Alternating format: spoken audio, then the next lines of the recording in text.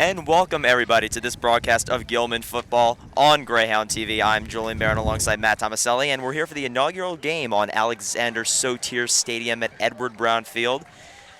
Prepared just this week for this game today. Preparations have been going on for the past few months. Doesn't it look fabulous, Julian? It really does. It's fantastic. And today, the Calvert Hall Cardinals, who are 3-5 in the MIAA, come here to take on the Greyhounds, who are still undefeated in the conference, looking to go all the way with their perfect season in the MIAA.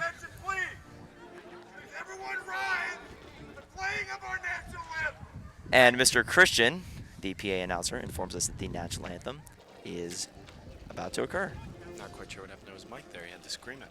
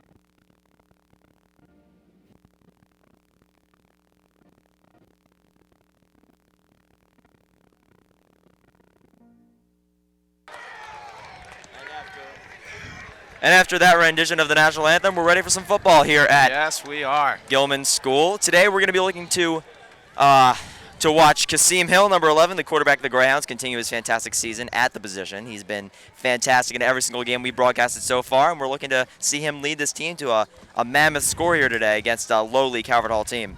Absolutely. He's incredibly versatile. Also, we want to watch the running backs. We had a very, diverse set of running backs, and a lot of people splitting time running the ball for the Greyhounds last week. So that's another thing to keep an eye on. Absolutely. We have Dorian Maddox and Antonio Dupree. Expect them to be the two lead runners for the Greyhounds today. We'll see John Fitzgerald, number 22, the receiver, as well as Corey Stevens, number 6. We'd also at this time to make special note of the Gilman Athletic Department to thank them for making sure that this field is in good shape and has taken shape over the last 6 or 7 months. Thank you to Mr. Tim Holly, Mrs. Lori Bristow, Just assume it's Bob Smith, and Mrs. Carol Shook. Good luck and play well. Kicking off for Gilman, number 27. All right. So here we go. We're getting ready for kickoff. Cohill, the kicker for Gilman, will set the ball on the tee and get ready to boot this down the field. Yeah, and obviously this being the last home game for the Greyhounds, but their first one on the new field. So an interesting day for these seniors. And Cohill kicks it off, and we are underway. Cameron Brooks, number 7 for Calvert Hall, Jack deep to return this kick, and he does. And he takes this short of the 20, mark him around the 15 or 16-yard line. So we'll get a good look at Calvert Hall's offense from inside their own 20-yard line for the first time today. Certainly. And obviously this Gilman defense has been absolutely stellar. A shutdown, shutout week last week. Let's see how they continue on that momentum today at Calvert Hall and next week as they lead into the Gilman-McDonough game. So you see number 1 on the near side. That's Morgan Scroggins, the wide receiver.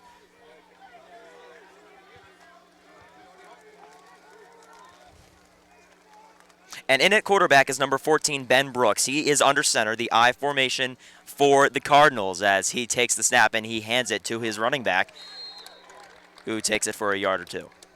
Yeah, and keep an eye on the story today. This is, again, the Hounds' last game before the 100th annual Gilman-McDonough game, which is really going to define their season, as it usually does, as the Hounds lead the MIA in record.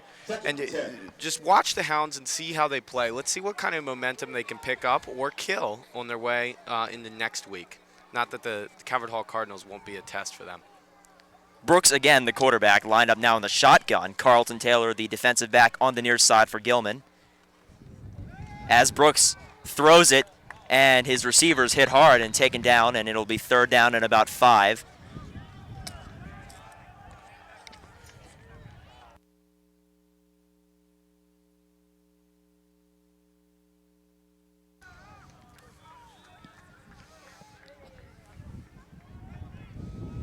Now it's 3rd down and 5. 3rd down and 5 now. And about 10 minutes left in this first quarter. We're just getting started here. Brooks looking to convert for his team, and he throws to the far side. The pass is incomplete. His receiver couldn't hang on, and it'll be a quick punting situation for the Cardinals. A pass intended for number 1, Morgan Scroggins. Scroggins, who was in on every single play on that brief drive, was the intended receiver on the 3rd down play. Couldn't reel it in. Number 14, Wade Alsler. Yeah, so it looks like Wade Alsler, number 14, is back, and alongside Piper Bond, number 17, a sophomore and junior respectively, to return this kick. Both standing around the 50-yard line. The punt is handled, and it lofts in the air and is not fielded, taken and bounces around the 50, taking a Gilman bounce, and Gilman will have the ball inside of Calvert Hall's territory. Julian, another thing to monitor is this surface, how the ball and the players bounce off of it, push off of it, and you know, how it affects the game today. This is obviously brand new turf, and it's supposedly one of the most high-tech fields in the area, and really the Mid-Atlantic, as it has a sort of Teflon surface underneath that really creates a kind of bouncy and pillowy effect that's supposed to soften it up for the players. So we get our first look now at this Gilman offense. You see Kasim Hill with Antonio Dupree behind him and Thomas Booker to his left. He motions Brandon Madison. And on the first play of the game for Gilman's offense, the handoff is to Antonio Dupree, who takes the ball just short of the 1st down marker. About 2 yards to go. It'll be 2nd down and 2. Want to give a big shout out to Jacqueline Mell, the I'm thinking the sister of Wes Mell, number 55 on Gilman. She is watching from Russia today as Antonio Dupree busted to the outside, and Dupree takes it to the 20-yard line. And let's see what happens here. The ball came loose, and Calvert Hall says they have it. And they do indeed have it. Oh, my. What a bad way to start the game for Gilman's offense. A costly turnover, potentially. Again, that shout-out to Jacqueline Mell. Again, not sure if that is the sister or mother of Wes Mell, but regardless, they are watching from Russia. Welcome. Glad to have you with us today. And I also want to give a shout-out to my dad, who's watching from Poland. So several international viewers today for this stream. Yeah, Gilman football is certainly an international enterprise, to say the least. Yeah, let's see how Calvert Hall, if they can capitalize on this opportunity, because that would be absolutely huge against the number 1 Gilman Greyhounds to establish some momentum. So we're going to get a look at this I formation again for Calvert Hall. It's Brooks under center with Scroggins on the near side as the wideout. The handoff up the middle is stuffed. Didn't get much of anywhere, maybe a loss, and 2nd down on the way. Important to remember that today, it's every facet of the game on defense is important. So stopping the pass, stopping the run. Gilman's defense has been shut down all year, and hopefully they'll maintain that here today as their final home game of the regular season is upon us already. Yeah, absolutely, and it came very quickly.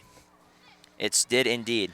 It's been a quick season. Yeah, they say time flies when you're having fun, and I think the Hounds have had a lot of fun this season, really outscoring almost every opponent they've had in conference play.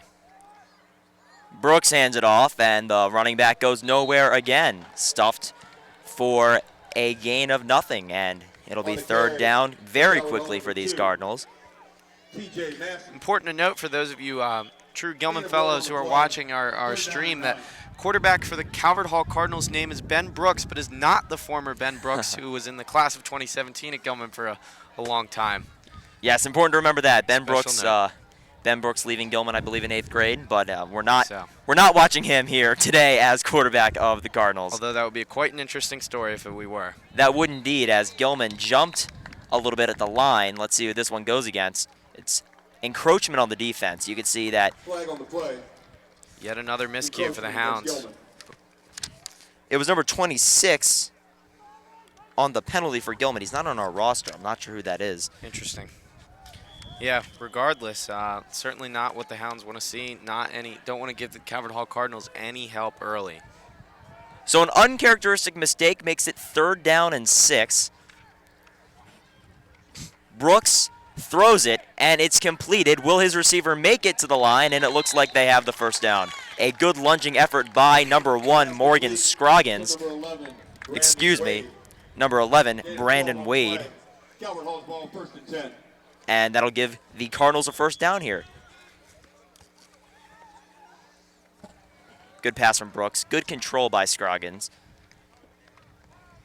Good way to reel it in. And not Scroggins. That is Brandon Wade. Now, that was number 11, Brandon Wade. He is a wide receiver, as well as Morgan Scroggins, number 1. Easily confused. Brooks looks to pass, and now it's Scroggins, and Scroggins taken down by Carlton Taylor for a gain of about 3 or 4. Yeah, and Scroggins seems to be the prime target for the Calvert Hall Cardinals. Let's see how the Hounds cover him, especially with the injured Corey Stevens on the sideline for the Hounds today, a senior Villanova commit. Huge loss as he got hurt going up for a ball last game against Friendship Academy.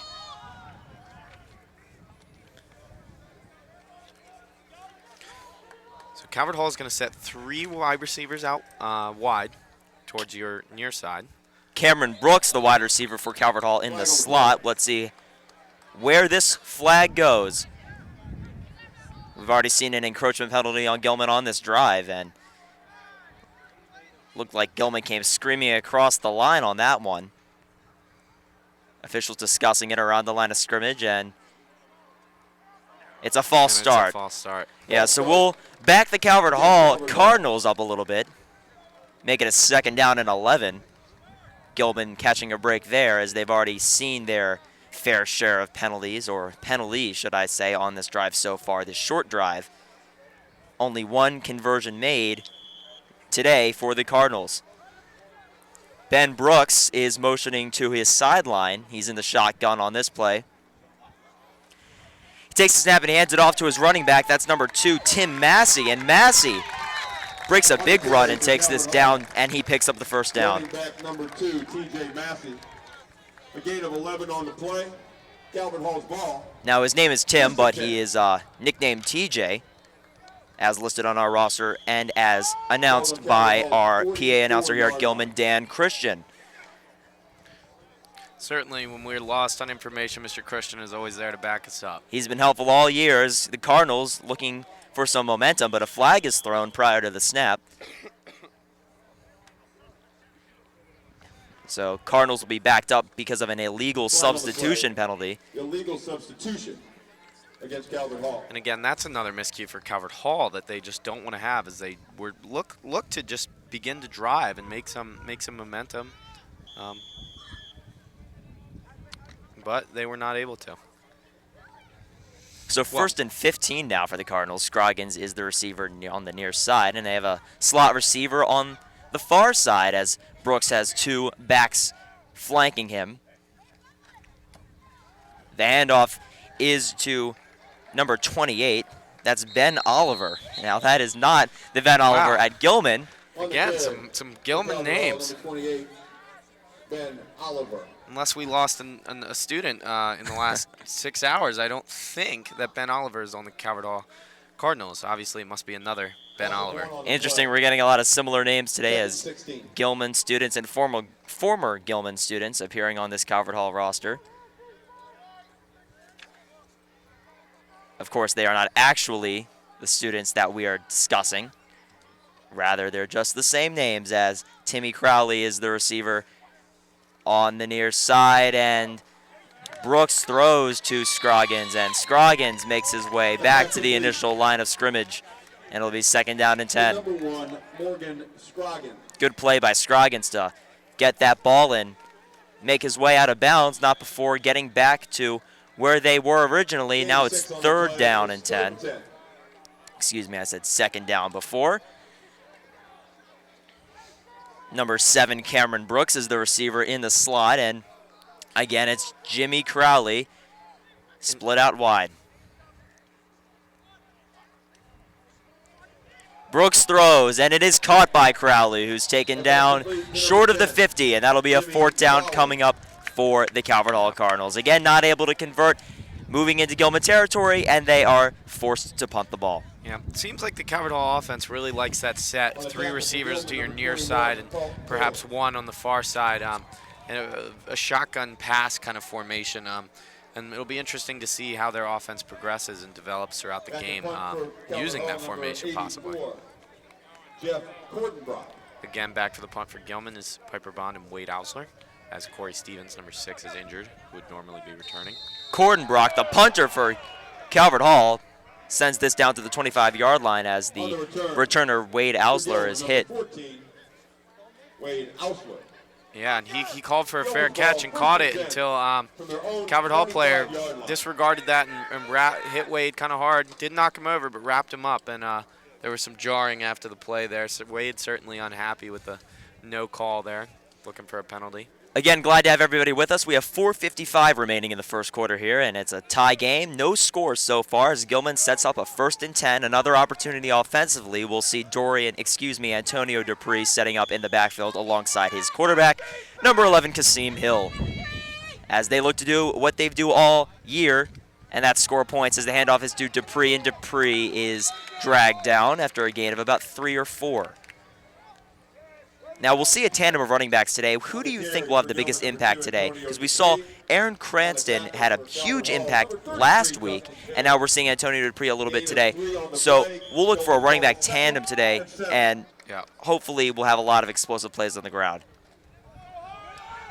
Dupree gets the carry, and Dupree is off to the races. He's taken down just short of the 50-yard line. It'll be a first down for Gilman. Talk about making an impact. You really never know with this running game for the Gilman Greyhounds. They got 2 absolutely stellar backs and then guys who can step up and make a surprise like Aaron Cranston until he unfortunately got hurt. Then you have Zach Dixon, a.k.a. Spanky, the freshman running back who's done some good work. So look for him today as well. Hill rolls and he throws as he runs forward, and the pass is caught by John Fitzgerald, who makes a stiff arm move. He's being dragged down by his jersey. And Fitzy is an absolute beast, a workhorse, so tough, fights for every yard. That's why Cornell has recruited him to play next year. Gilman now setting up in the red zone. Brandon Madison split out wide to the far side. And Dorian Maddox checks into the game as the running back. Hill from the shotgun. He hands it off to Maddox, and Maddox powers his way inside the 15-yard line down to about the 13. We'd also like to thank our cameraman today, John Ball, helping us out big time.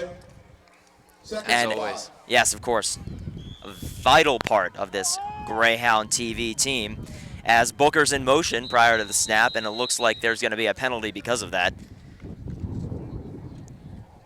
Flag on the play.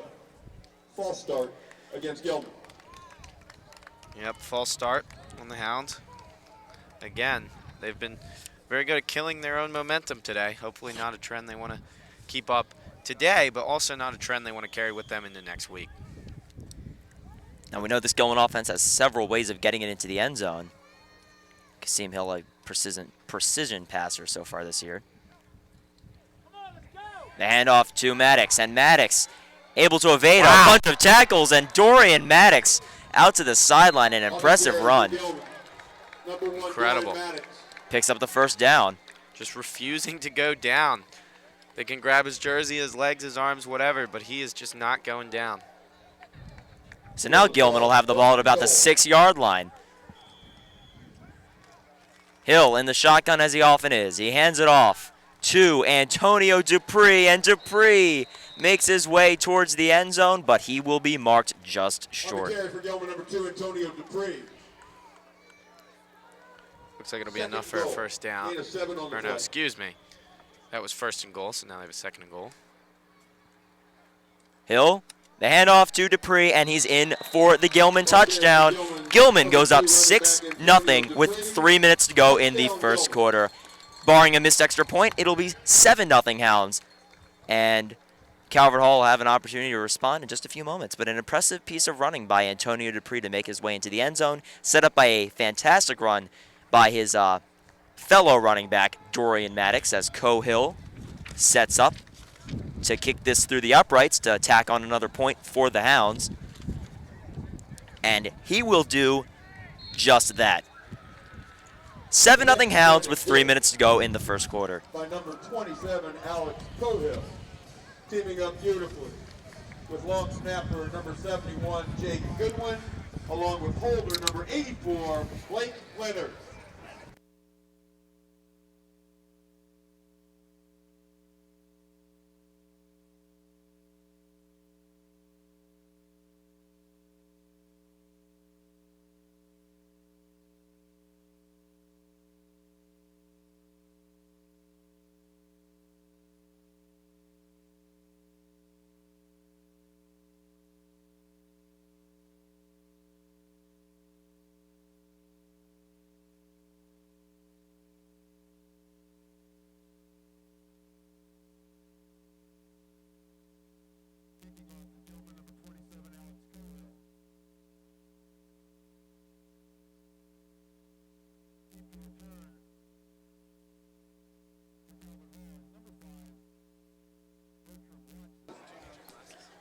Number 5, Bertram Watson, in to return this kick for Calvert Hall as Gilman with a 7-0 lead is about to send this one down the field.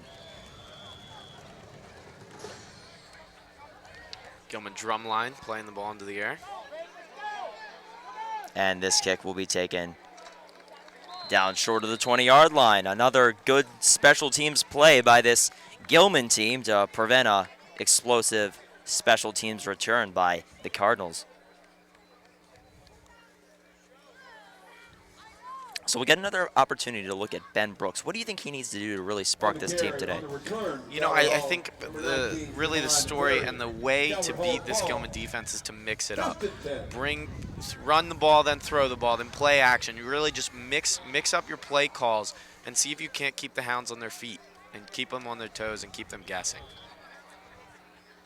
And that's obviously at the helm of the offense ran by Ben Brooks. The pistol set here for the Cardinals. Brooks throws it quick out to his receiver, and he stumbles and picks up about half the yardage necessary for a first down. That's Morgan Scroggins. Yeah, and you know, if you had to design an offense to try to pick apart this Hounds defense, I really like what I've seen from Calvert Hall in that they have a very West Coast offense, a lot of short, quick outside passes, get the ball to their guys and let them make a run. And they seem to be mixing it up a lot today, which seems to be good. And if they can execute, they might have a shot against these Hounds. Again, the pistol set. Scroggins, the 6-foot senior, out on the far side. The handoff by Brooks to his running back, and Calvert Hall have another first down on this run by number 5, Bertram Watson. On the carry for Calvert Hall, the 5'9" junior. Bertram Watson. We've seen a few first downs picked up by this Calvert Hall offense, so nothing to be taken lightly here today. Proving they can move the ball as Brooks again is in the pistol. New look here for the Cardinals.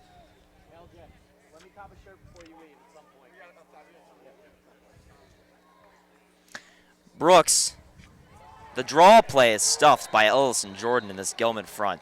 Went nowhere. In fact, it lost yards, and second down and long is coming up for the Cardinals. Fantastic play there by number 42, Ellison Jordan, to stuff the runner before. That's a correction. The Gilman McDonough t-shirts are being sold near the barbecue venue right next to Gilman Science Building.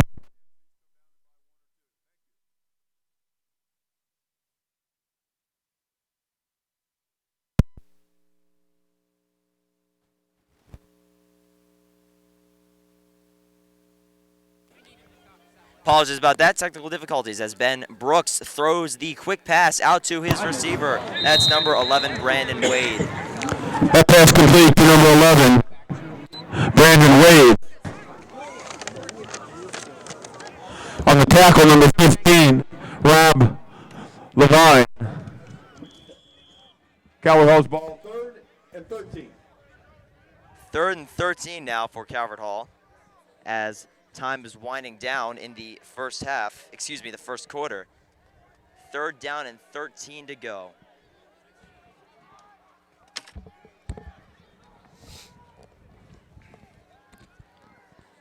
And now Ben Brooks from the shotgun under pressure immediately, flips it out to his running back number 5, and that is That in pass fact complete Bertram Watson. on the screen play to number 5, That looked Bertram like a nice Watson. design screen. The linebacker or the Gain of linemen are going to release 12 on the play. after just a Calvert moment Hall's and let the ball, linemen first and into the 10. backfield, giving them the perception that they're going to get to the quarterback until he dumps it off.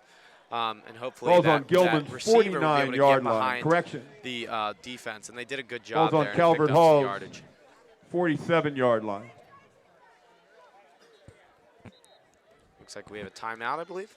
And that'll wind down the quarter. Excuse me, the quarter. Sorry about that. No worries. And the Hounds walking out of the first quarter with a 7-0 lead. But Calvert Hall has the ball, and they're threatening. Yeah, and I don't think Gilman has looked entirely like itself today. Obviously, some miscues, a turnover already. Certainly, not in any fatal or lethal danger in this game. Obviously, it's incredibly early, but let's see if the Hounds can't get back into full form today.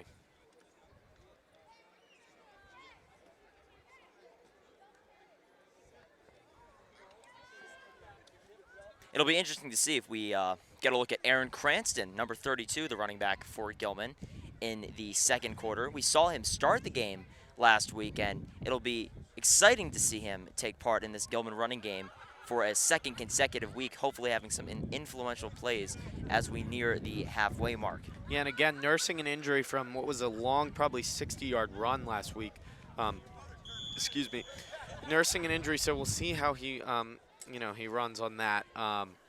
But I'm not sure. Is he active today? I'm not entirely sure. I believe he's in uniform and suited up. However, that doesn't necessarily mean he's active, but certainly an optimistic sign, at least from our perspective here. Yes, absolutely. I haven't heard anything about him being out today, so I'm just assuming that he's an active running back, but of course we cannot make that assumption. So we'll see what happens as the handoff is to number 2 of Calvert Hall, and he breaks a good-sized run for maybe a gain of 8. That's Nicholas. On the carry for excuse Calvert me, Hall. That's T.J. Massey. Number 2, running back T.J. Massey. 5'8" Gain senior. of 7 on the play. Second Massey and has made 3. himself noted in our broadcast a few times here today.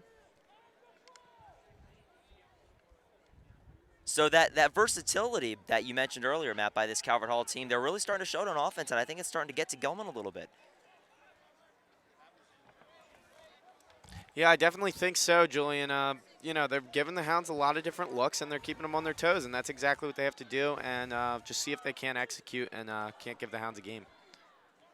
Brooks is shouting out to his line, but now a stoppage of play. Timeout, Calvert Hall. 11 minutes to go in the second quarter. It's 7-0 Hounds. As Timeout. the Cardinals Calvert Hall. stop play with their first timeout of the half. So I am Julian Barron alongside Matt Tomaselli. We're happy to bring to you the inaugural game on Edward Brown Field here at Alexander Sotier Stadium. Finished up work on the turf just this week. In fact, just a few days ago. And I believe now that the field is ready, the project is now going to begin to build a visitors' side seating section. That'll be if I'm not exciting. mistaken. It certainly will.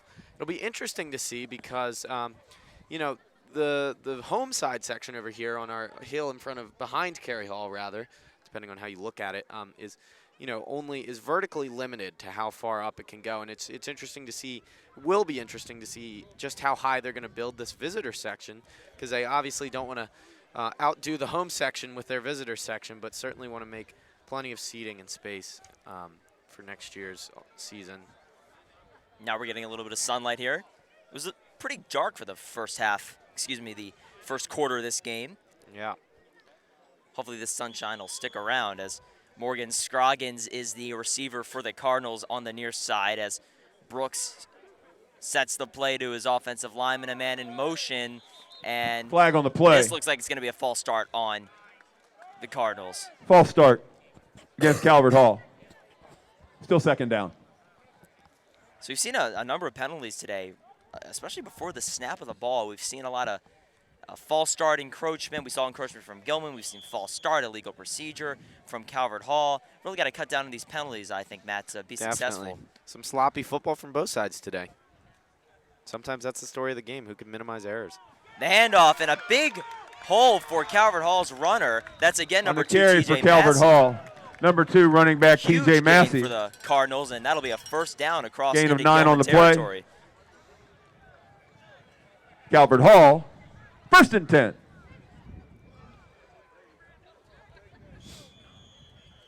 That running game was getting stuffed up earlier as we started this one, but now Ellison Jordan, the Gilman front, will look to seal it up, preventing a Calvert Hall explosion on the ground. Really can't have any explosive plays here today. Got to limit what they can do on the ground before you start limiting what they can do through the air. As Brooks throws it quick to Scroggins, and Scroggins is taken down near the 35-yard line. From quarterback number 14, Ben Brooks, to number 1, wide receiver Morgan Scroggins. Gain of 5 on the play, 4 on the play, 2nd and 6. Yeah, and this Calvert Hall offense is moving the ball a little bit. They're certainly showing some progress here, some momentum. And I feel like they're definitely moving the ball much more than any other team has thus far this season, at least in conference against the Hounds. Michael Sawyer, number 18, checks into the game at wide receiver for Calvert Hall. Again, it's TJ Massey with his quarterback Brooks in the backfield. Shotgun formation. Now Massey moves. Brooks, quick throw, and it's defended well by number 21, Carlton Taylor. Great play to prevent a completion. That pass intended Carlton, for the number junior, 11, has stepped up. Brandon Wade. Obviously, he's always been the second cornerback. Now Incomplete. he's moved to cornerback number 1 with Corey Stevens going 3rd and down. 7. Good to see some leadership out of the junior, who will certainly have to play a big role next year when Corey graduates, among other seniors. Seen a lot of explosive plays so far this year from both sides of the ball at Gilman, really turning it up on all notches on offense and defense. As Brooks in a 3rd down situation, 3rd and 6, fumbles the snap, and now it's a flag on. Let's see who this one's on. It looks like it's going to be on Gilman. Oh my, would that be a horrible mistake? Yeah. Was that Ellison Jordan, Julian? It very well looks like it is. Yeah, and the senior really has to know better. Oh my, what a play, horrible personal mistake. foul against Gilman. Gilman had that completely covered up as the snap was aborted by the quarterback, Ben Brooks. And now that'll move the Cardinals up. They'll get another opportunity here.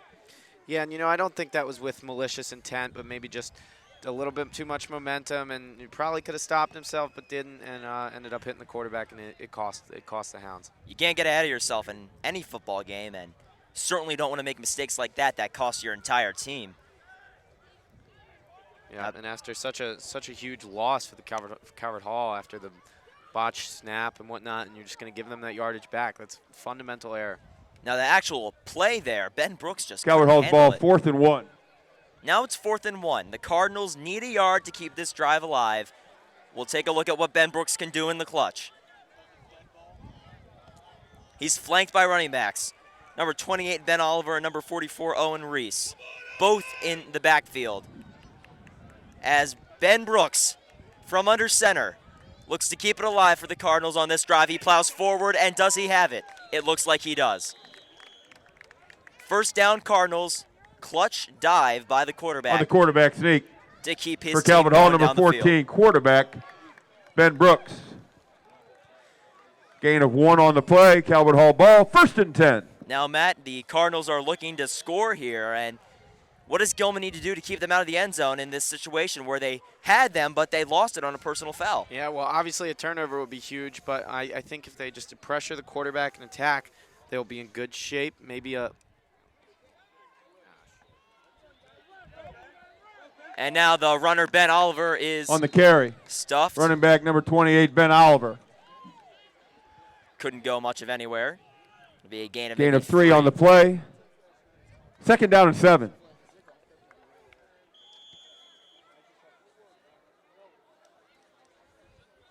Again, an uncharacteristic mistake by Ellison Jordan. The personal foul keeping it alive as Bertram Watson, the running back, checks in again for the Cardinals. 4 are wide. The handoff is to Bertram Watson. On the carry, number 5, Bertram Watson. Short gain will make it about 3rd down and 7. Cardinals caught a break, and now they need a big play to keep it going here with 8:19 to go in the second quarter. Gain of 1 on the play, 3rd down and 6. Number 11, Brandon Wade, is in the slot on the near side as Brooks. Oh, my goodness. Let's see who Flag this on the one play. goes against. A Gilman lineman jumped, and let's see which way they say it goes. Oh, it's encroachment. Against Gilman. Oh, my. These uncharacteristic penalties by this Gilman defense have really handheld the Cardinals through this entire offensive drive, and now it's a 3rd down and 2 situation for the Cardinals. Yeah, and if you're Biff Poggi, this has to be absolutely unacceptable from the Greyhounds. They're giving Calvert Hall yardage that otherwise probably would not have been gained. Really tough for this Gilman defense as Brooks hands it off to Watson, and Watson pushing forward. Oh. Let's see where they mark him. He's a little bit closer to the 1st down marker, but it looks like he'll be about a yard short. Yeah, it looks like the Hounds stopped it, but still some 4th very down, poor Calvert Hall. tackling. It took almost 8 guys just to get him down. Very uncharacteristic from the Greyhounds. 4th and 1. It looks like more like 4th and about 2 yards. Scoreboard reads 4th and 1 with about 7 minutes to go in the second quarter. You know, it makes you wonder if the lack of presence from Corey Stevens, the senior leader on this defense, is affecting the Hounds at all. Maybe their organization, I don't know. And now we'll see a field goal attempt for Calvert Hall.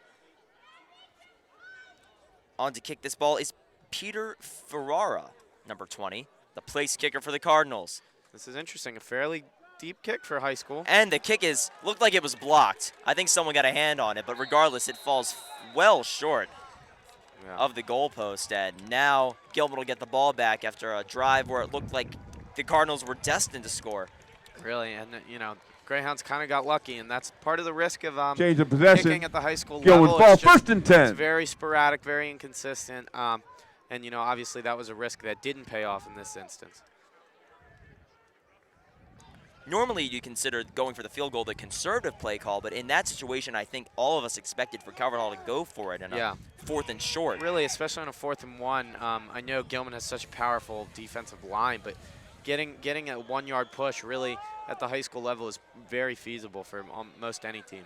So now Gilman gets another chance to score on the offensive side as Hill sends a man in motion, and he takes a low snap. He's back to pass, and he's going to go deep. He has a man there, and the pass is incomplete. Just couldn't get there to pull that one in. That was number 8, Shane Lee, the intended receiver. And, you know, that could be a very pass kind intended. of reactive anger number play call 9, from the Hounds, wanting to just throw one Allende deep. Watson, And, incomplete. intending to just score a touchdown right away to take out their anger. You know, I'm not sure. I can only speculate, but who knows? Excuse me, that was number 9, Allende Watson. We saw him on the field last week a little bit. Tough to differentiate 9 from 8 here from the booth. Of course. Probably the most difficult thing to tell up here is the difference between those two numbers. Yeah. Especially with the new style of how the players wear their jerseys all folded up. Yeah, I think that's the biggest problem. I think Allende actually, the junior Allende had his jersey up a little bit, looked like number 8, but it was indeed number 9. So after that failed pass, 2nd and 10 coming up with 6:41 on the clock. Gilman already leading by 7. Calvert Hall had an opportunity to score in their previous drive after a few heartbreaking Gilman penalties as the handoff to Antonio Dupree, and Dupree makes a stiff arm move. Wow. Down past the 45-yard line. Carry number 2, Antonio Dupree. It's a great run. Dupree surely gain of 30 on the play. On the tackle for Calvert Hall, number 3. Great blocking Nigel by the Hill. Gilman offensive Gilman's line. ball, 1st and 10. Really set up Antonio to break that one loose and get a big gain on the ground with Kasim Hill taking the snap, handing it off to Dupree again, and Dupree off to the races he is, and he is taken down across the 40-yard line into Calvert Again Hall on the territory. carry for Gilman, running back number I've said it 2, before, and I'll say Antonio it again. Dupree. Not to take Gain away of from 15 on the Dupree's play. excellent Gilman's work at ball running back now, over his 1st 4 and years. 10. It's really easy to run behind this From offensive Calvert line. Hall's Averaging 38-yard line. 90 pounds. So huge. 41 commits. Handoff again, and this handoff will take the run for about 5 yards. Number 1 running back. Dorian As I Maddox said, in Go ahead, Matt. A line of just absolute beasts, and they're putting in work Dorian for Dupree Maddox and Dorian Maddox on here. the carry. Gain of 5 on the play. Look at Fitzgerald in the slot. Now it's Maddox again, and he takes it down just short of the 30-yard Again, line. Dorian Maddox, So we got a third the down running back and for Gilman. about 4 yards. Gain of 3 on the play. 2nd and 3. That's a mistake by the PA announcer. Dan Correction, Christian. 3rd down and 3. 3rd down and 3 is the call with 5:30 on the clock in the second quarter. Hill, 2 backs to his right. 1 there to block as the handoff to Dorian Maddox goes for the first On down. the carry for Gilman. Great Number play by 1, Dorian Maddox to Dorian lunge Maddox. across the first down marker. Gain and of kick 4 off. on the play. Gilman ball, 1st and 10. The ball's on Calvert Hall's 27-yard line. A man in motion. Hill, the handoff. No, the play fake. And Hill throws on the run, and the pass is caught by Allende Watson, who's taken down at about the 5-yard line.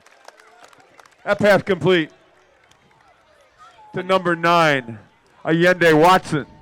Yeah, and that was a nice connection. Gilman's ball, 1st and goal. Allende obviously not having played football last year for the Hounds. He's really making an impact in his first year as a Greyhound, a junior.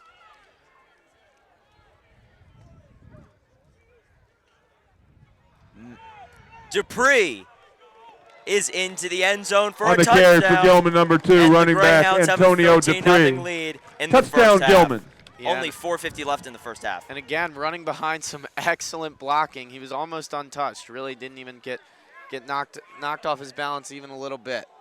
These running backs for Gilman have tremendous balance, tremendous skills on the ground.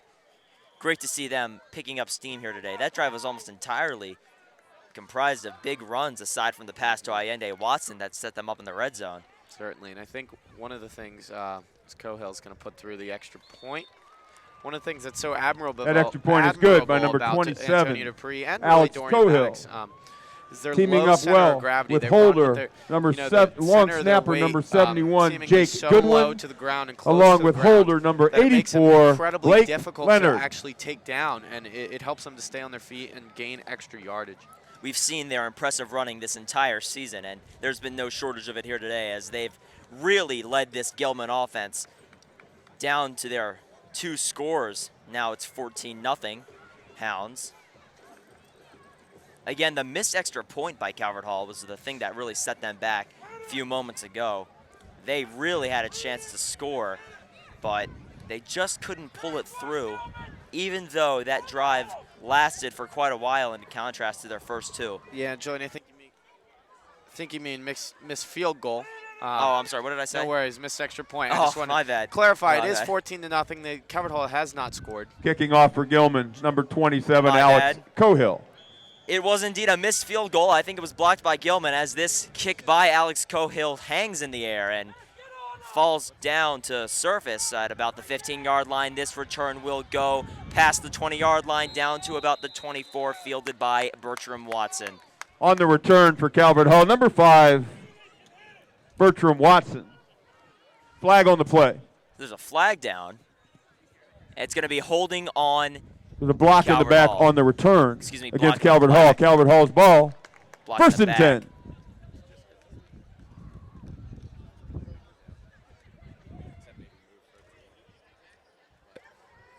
It's fine. So now Calvert Hall setting up shop at about the 10-yard line. Excuse me, the 15-yard line it looks about. Moving the markers around on the far side.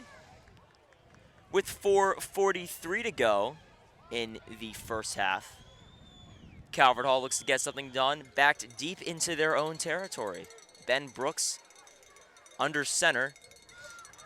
With a blocker in motion behind him, Brooks hands it off, and that run will go On the nowhere. carry. In fact, it's stuffed. For Calvert Hall, Behind the number line. 5. Number 5, Bertram Watson, couldn't go anywhere Bertram as Watson. Gilman was all over it. Eric Smith, it looked like, and Allison On the Jordan, tackle for both Gilman, all over number that. 25, Oh, Shamar Shanks. Excuse me, Shamar Shanks, number 25, the outside linebacker, got there, covered the flats, and stopped that play short. On the tackle also was number 32, Antonio DeSerbo. 2nd down and long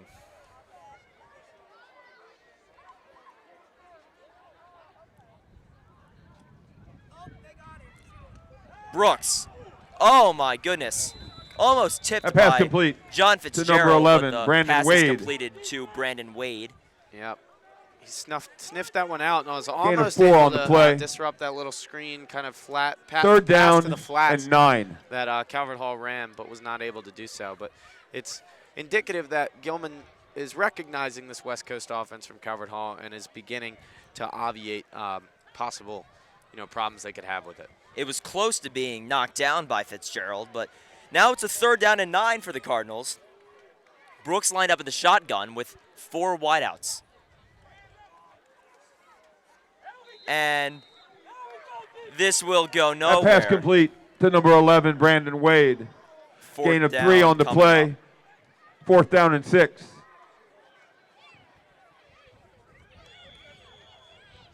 So regardless of the pass being completed, they were not able to get the 1st down. So Gilman will get the ball back. Yeah, and with some pretty good field position, barring a great punt from the punter here. Ausler and Piper Bond are set up on the 50-yard line right now.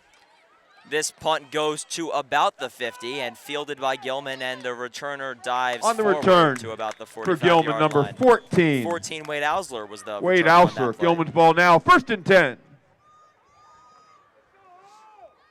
So yeah, again, Gilman's going to set up with some, a great opportunity here to score with 3 minutes Flag before on the the play. half. There's a flag down. We're going to have to see what this is all about. Holding against Gilman. And it looks like it's a holding on Gilman, which is going to back them up and, again, kill some momentum, take away some yardage, and worsen their field position. Obviously, another error that the Hounds would really not like to see happen. And with so little time on the clock before the half, obviously not certainly enough to have a pretty lengthy drive, but, every second counts if they're, who knows if they come down to goal line territory and are running out of time. We'll have to see if this kind of, extra yardage to make up is going to affect them in terms of time management as the half is coming to a close. Again, 3 minutes and 12 seconds left in the half as Gilman leads 14-0. We'd like to welcome all of our viewers today. I'm Julian Barron alongside Matt Tomaselli here to bring you this inaugural game on Edward Brown Field. We've been waiting a long time to be able to do this, and now we finally can as Gilman sets up shop just short of their own 45 with a 1st and 10, 3:12 on the clock in the 1st half. May I have your attention, please? A cell phone has been recovered. So now It's we're getting an located announcement at the podium about where the cell official phones timer from is located. the PA announcer, Dan Christian. If you've lost a cell phone, please come and claim it. Thank you. That is the reason for the stoppage in play. And I'd like to give a big shout out to Matt Tomaselli, the color commentator here today, who won the Halloween pageant earlier today. He was Donald Trump, as you could probably tell by his hair, which you may be able to see right now if the camera is on him. Definitely captured the character well, and I think everybody is very proud of his performance here today. Much appreciated, Julian. Donald Trump is certainly a fun character to play. No doubt about it. One of the bigger personalities in our modern time. Absolutely. A couple political candidates out there today. Yeah. We had the Clinton gang.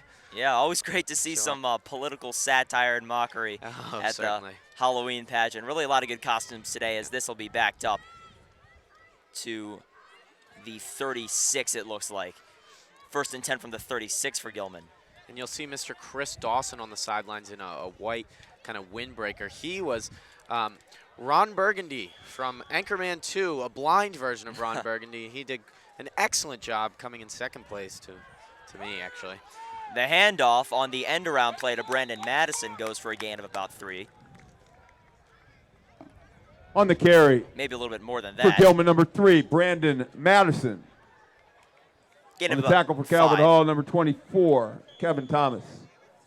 Gain of 7 on the play, 2nd and 3.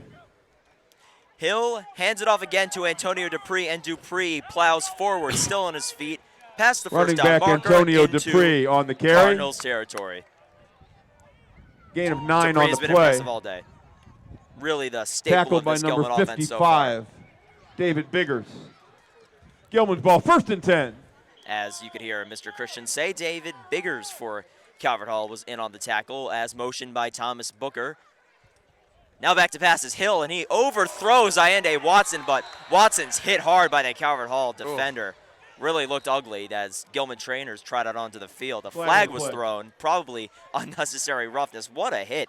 Wow. Really, that was unnecessary by any means. Oh, and you really hate to see this, you know, especially a player on the rise for the Hounds, but really anyone to go down, you know, so hard like that. We just hope he'll, you know, this is just an initial reaction. Hopefully he'll be able to get up here in a few moments. We'll have to see, though. What a horrible play by the Calvert Hall defense. That player that targeted Allende Watson, he was clearly defenseless receiver in the air. That ball was almost, I think, blatantly overthrown. There was no reason to do that. And Allende is surrounded by trainers as he is not getting up as of right now. We see his father in the stands just in front of us has already moved down to the sideline of the field, obviously concerned. Allende was really holding his head hard and rolling around on the field, and Mr. Watson's going to come out now. See Coach Cormanic making his way towards the huddle of trainers around Watson. Never like to see anything like this. No. Kasim Hill making his way to the huddle now. And, you know, like I said, Allende, you know, had been a football player in middle school and whatnot, decided not to play his first 2 years of upper school, and then had a change of heart, came out for the team this year, and slowly made his impact, especially later in the season, these last few games. And he's going to be able to get up now. Just certainly spectacular to see. Fantastic to see that he is able to walk. Looks like he's walking on his own. He's talking, it looks like. Certainly good. Flanked by Gilman training personnel. So after that rather aggressive hit by the Calvert Hall defender, it'll be 1st and 10 for the Greyhounds with 2:30 to go in the half. Yeah, certainly, you know, it looked like some head trauma. Concussion is not obviously a very tangible injury for us to be able to diagnose for you. I'm sure Allende's going to get extensive screening now on the sideline with the trainers and excellent training staff we have here at Gilman will take care of him. 3 wideouts for Hill. First play after the injury, they hand off to Dupree, and Dupree trying to bust it to the outside, gains about 3 or maybe 2. Gain of 3 on the play. 2nd down and 7 upcoming for the Greyhounds. 2nd and 7. Hill again in the shotgun. We very rarely see him under center. He motions Thomas Booker as a blocker. The handoff to Antonio Dupree, and Dupree makes his way past the first down marker. The ball carrier, number a gain 2, of about Antonio 8 Dupree. or 9. A gain of 9 on the play.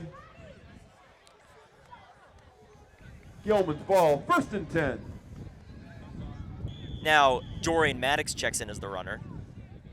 Piper Bond in at wide receiver on the near side as rolling is Hill. He throws it to a wide open man, Brandon Madison, who evades a tackle, and Madison runs towards the end zone.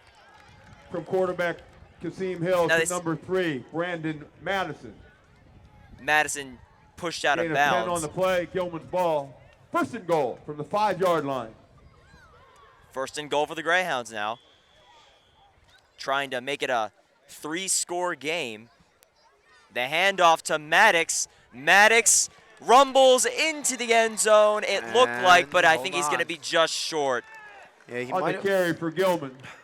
It's really number 1 running back, yeah, Dorian it doesn't look Maddox. like they're going to give it to him. It was really about a spot there. He kind of rolled and 2nd stuck and his goal. arm out. I'm not sure where the ball was once he hit the ground, but Very close as the handoff is again to Maddox, and now Not gonna Maddox make a is in for the difference. touchdown. On the carry for Gilman, running back number 1, Dorian Maddox. Touchdown, Gilman. you know, and that's, you know, that kind of call to call him short on that second to last play, that penultimate play, isn't really going to be something the Hounds, I feel like, don't really need to argue with because they have such a powerful offensive line. They can just punch it in on the next one. That's true. It really looked like Dorian Maddox got in there. He extended the ball, what looked to break the plane, but the officials didn't think so as Cohill looks to tack on another point to make it 21-0 with 1:24 to go. A whistle blows before the snap of the ball. Another penalty. Really, see who it's on. Yeah, Flag on the sloppy play all day today, Matt. Absolutely. It's on Calvert Hall. Encroachment against Calvert Hall. So some encroachment really won't make a difference here, hopefully.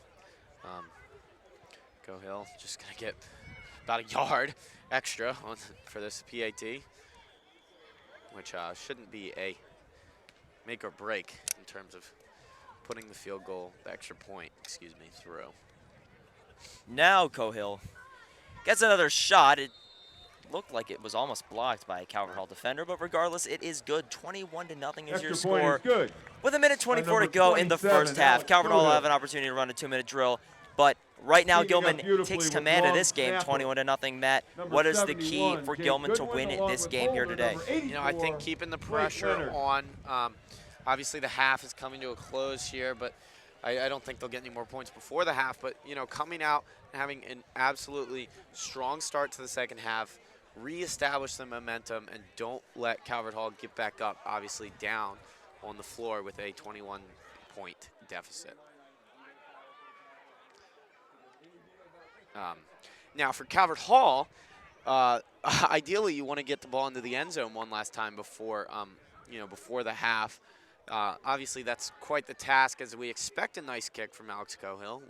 They're going to have to Kicking wait to off for see. Gilman. But, you know, they shouldn't get Number 27, Alex Cohill. stellar field position Keep to out of return this. for Calvert Hall. Number 5, So we'll have to Bertram see Watson. where they start and how far Along they with can go. number 19, Jamon Harried. Cohill's kick fielded by Calvert Hall about the 10-yard line, and the returner for Calvert Hall busts it upfield, and he is taken down hard at about the 30-yard line. On the fine return from Calvert Hall, number 5, Bertram Watson. Calvert Hall's ball, 1st and 10.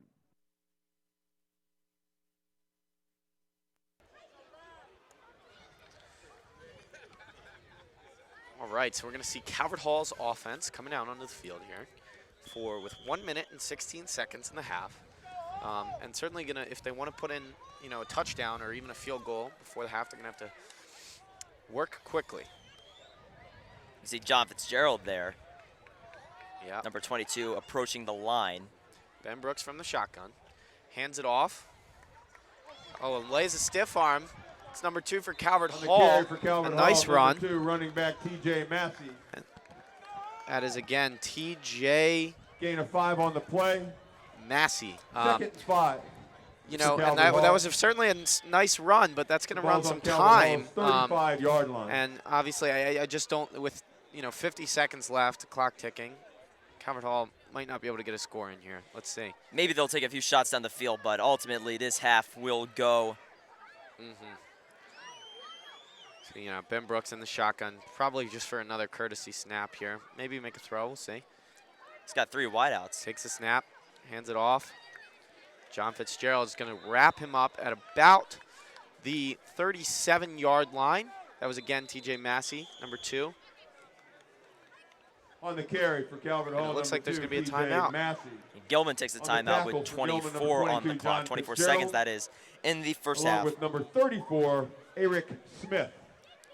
So I'm thinking Gilman's looking for an opportunity to get a quick score in here. Timeout. Gilman obviously playing a lot more Gilman. aggressive than a lot of the teams that we've seen so far this year. A lot of teams really are looking to close out the half, gain their momentum in the second half, but Gilman always on the aggressive. And it's really interesting when, with a 21-0 lead, they really want to press the issue and keep putting up points, which is not something you always see in high school football, but certainly has worked out for the Hounds thus far, and is a kind of a strategy by Biff Poggi to, really outdo his opponents and ensure victory early on in games. You can see the Gilman drum line lined up in front of the crowd today, led by middle school music teacher Liz Sessler-Beckman. Yep. And of course, Mr. Eric Marner, I don't believe he's with the drum line today, but he is a leader in that as well, does a fantastic job. Now, trotting back onto the field is the Calvert Hall offense. And they're going to set up with 24 seconds left in the half.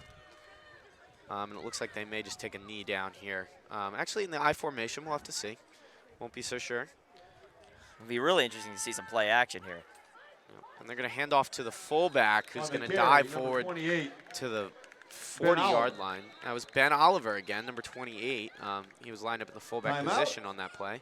Gilman. And another timeout, Gilman. Clearly, Calvert Hall was trying to run some clock there, so Gilman won't get the ball back. But now, Gilman's timeout is going to set up Calvert Hall with a 4th and 5. Calvert Hall's ball, 15 4th seconds and 1. left, about in the half. We'll have to see how this develops.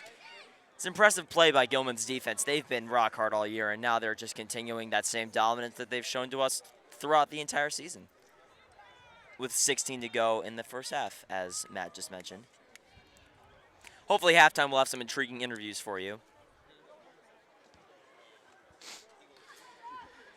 So the timeout is winding down. Gilman looks to be drawing something up. Or have drawn something up. They're now kind of just relaxing Calvert Hall, discussing some things.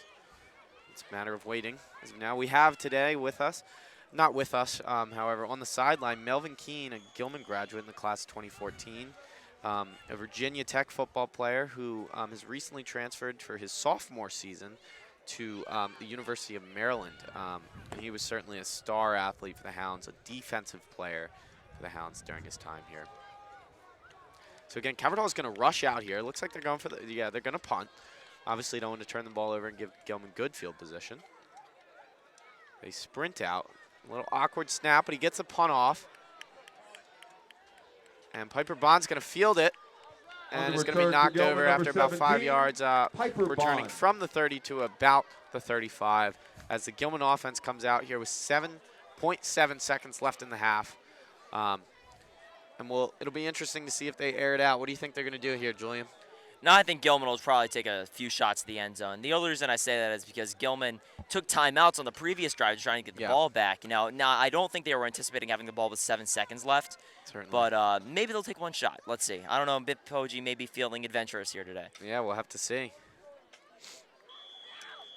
So looks like Kasim Hill is going to lead out Thomas Booker, who's set out wide. Not a usual occurrence for him, usually in the slot or tight end. Fitzgerald is on your far side, it looks like. Kasim in the shotgun.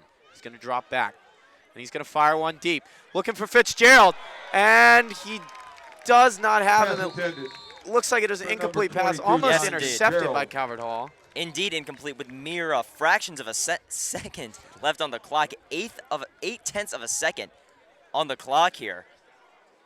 Yeah.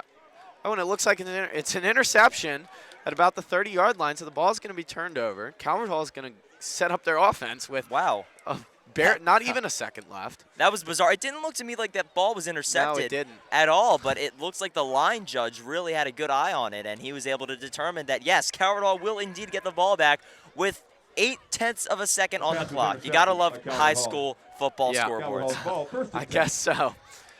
Gilman's going to set up the prevent defense here.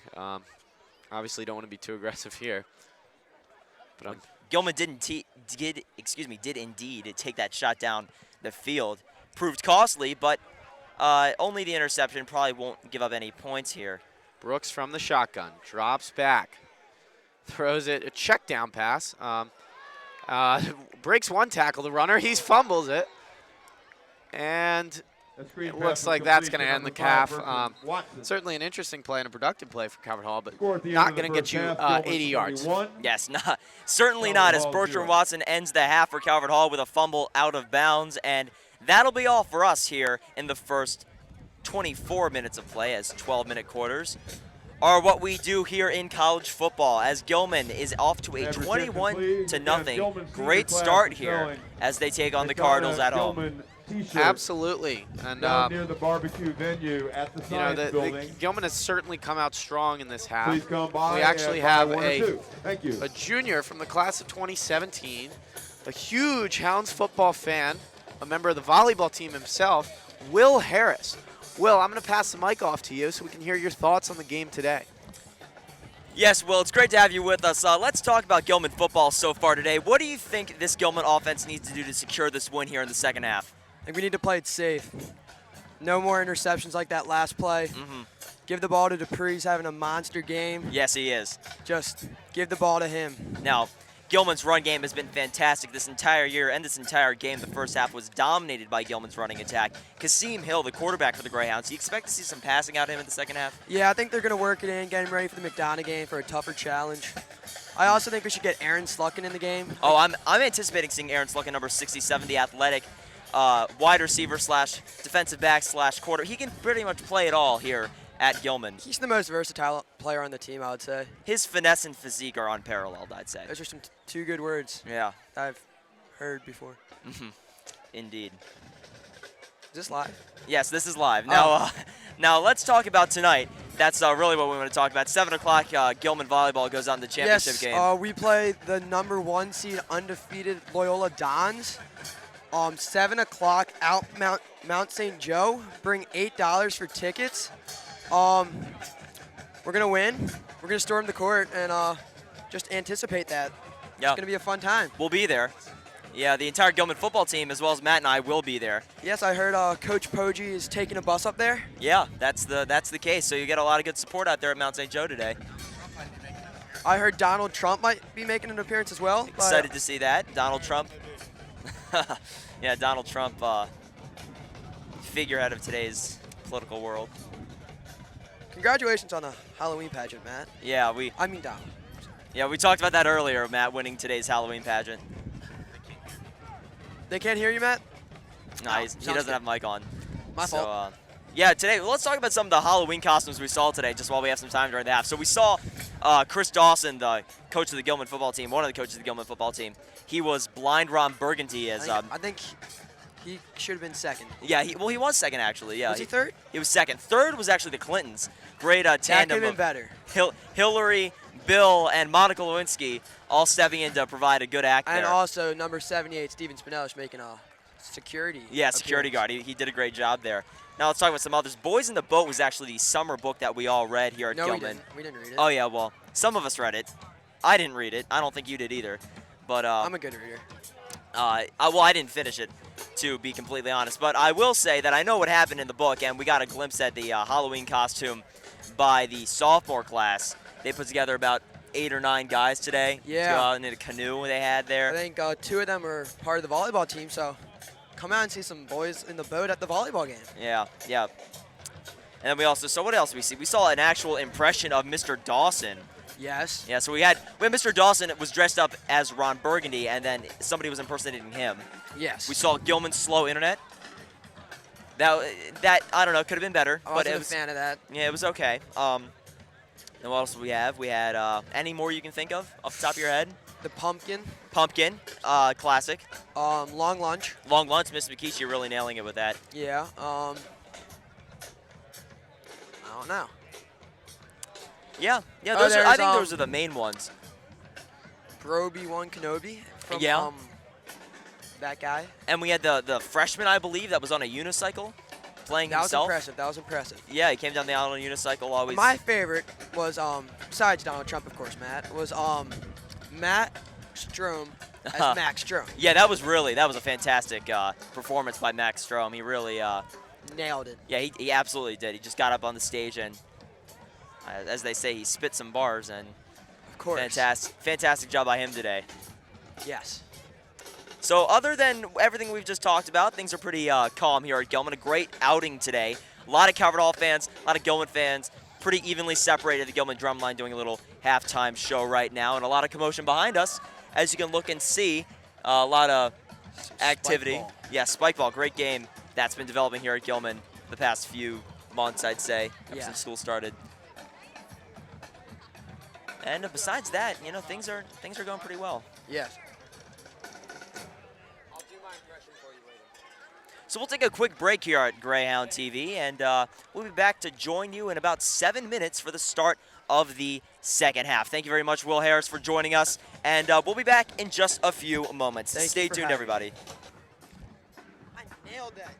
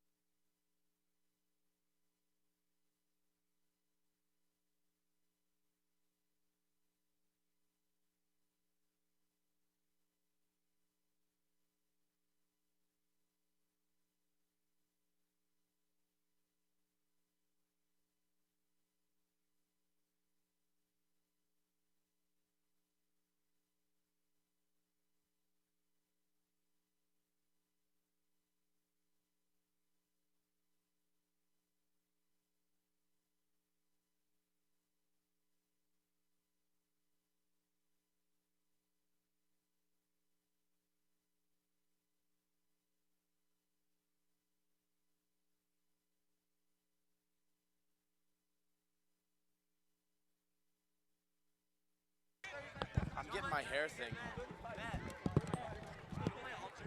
What? I think I'm gonna wear it. I'm gonna be done.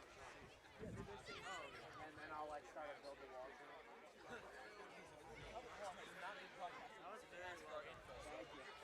I was honestly like very surprised. I didn't think I was gonna make it. No, because I was like, oh, I should have like somehow tried to speak pressure.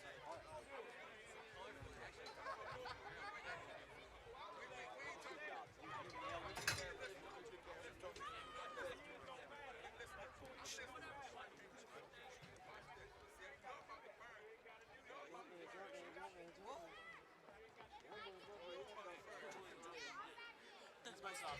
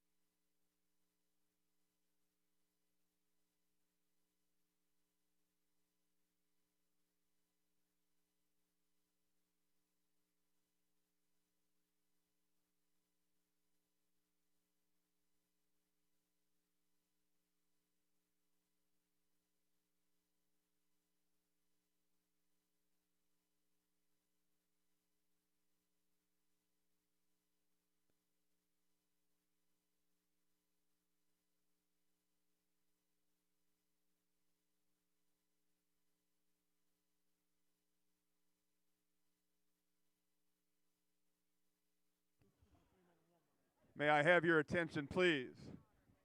Would Gilman parents, especially Gilman senior parents, please remember to stay after the game for a ceremony to honor our seniors. Again, please, Gilman parents, especially parents of seniors, please stay after the game for the celebration to honor our seniors and their commitment to the Gilman football program. Thank you.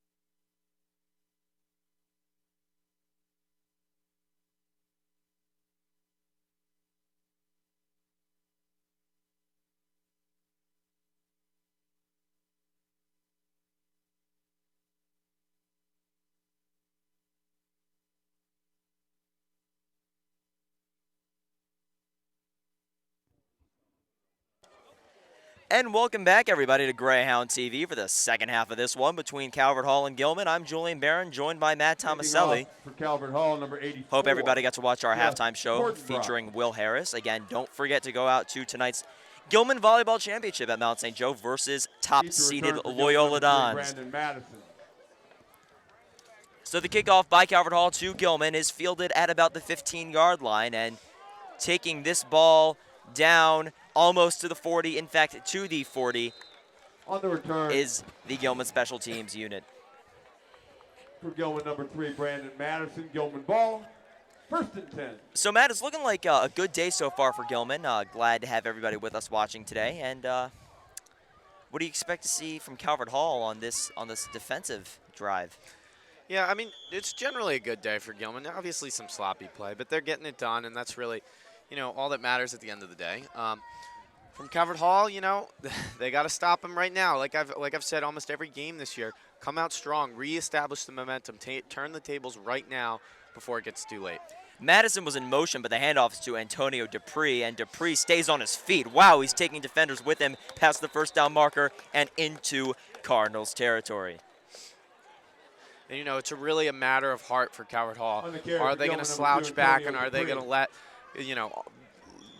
loosen up their tackling, not play as hard, or are they going to play even harder, knock Gilman off their feet, and really fight for this game? Dupree carries for about 4 or 5 yards. On the carry.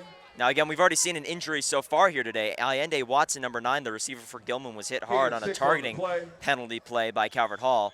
And thankfully, he was okay and was able to walk back to the sideline. But certainly don't want to see any more of that as Dupree takes the snap and he bounces to the outside, close to the first down marker. 3rd down coming up. 3rd and short. Nope, they'll move the change. It'll be 1st down for Gilman. Across the 40-yard line and moving farther into Cardinals territory. On their first drive of the second half, they kicked it off to start. So now they get the ball. The handoff to Dorian Maddox, and Maddox broke free, and he's headed to the end zone. On the carry Touchdown, for Gilman. Number 1, running back Dorian Maddox. 27-0 is Touchdown, your Gilman. score with 10:53 to go in the third quarter. An impressive run by Dorian Maddox to make this game even more of a stretch for Calvert Hall to pull out here today.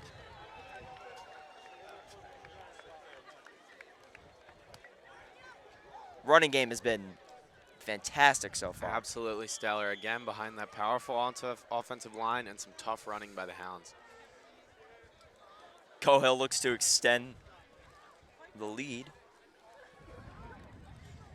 as balloons are flying over Edward Brown Field, and Cohill's extra point sails onto the Gilman turf, and Extra it point is good by 28-0. number 27, Alex Cohill. Yeah, hopefully Gilman's not releasing Teaming the up well inaugural with long win snapper number confetti too 71, soon, Jake as there's Goodwin, almost a full along half with left to number play, but 84, obviously some holder, balloons got Blake Leonard. accidentally got released. Yeah, absolutely. Don't want to get ahead of yourself here. You definitely No. don't want to say this game is over before you really have a good idea of that. It's only 28-0. I mean, Calvert Hall as a whole have to deal with, as you just said. Certainly. Really, yeah, absolutely. Yeah, I mean, the fat lady is taking her time and singing. She's not quite there yet. Yeah, great way to put it. I like it. Yep. Like the analogy. I think it was a very Trump-esque analogy. Mm-hmm. True to character today, Matt. Certainly.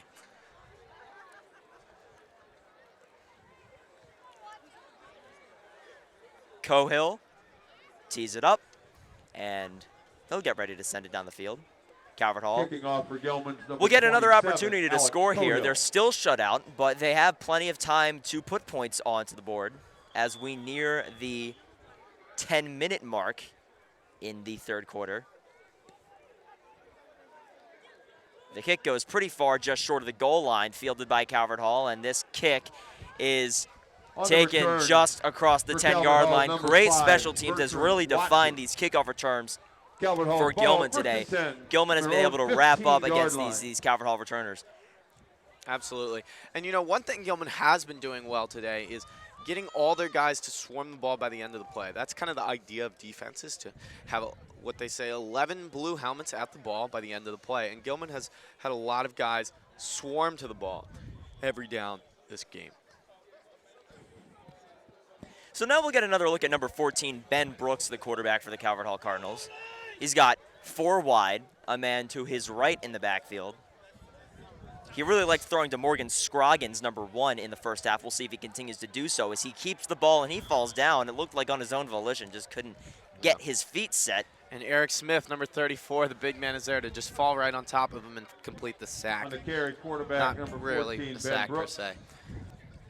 Now, they're going to call that a 7 on the carry play. because he wasn't Second taken down and forcibly. 17. He was just kind of fell to the ground, a loss of 7 yards, and a second down and 17 upcoming.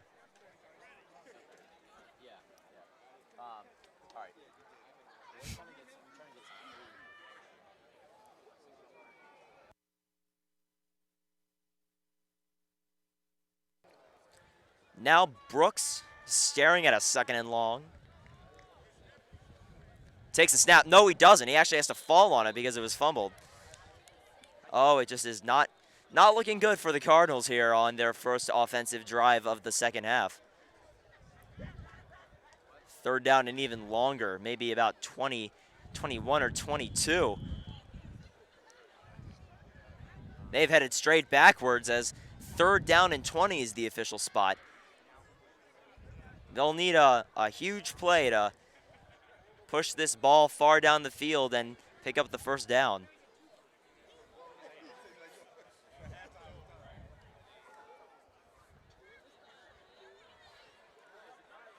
And now, Ben Brooks under center.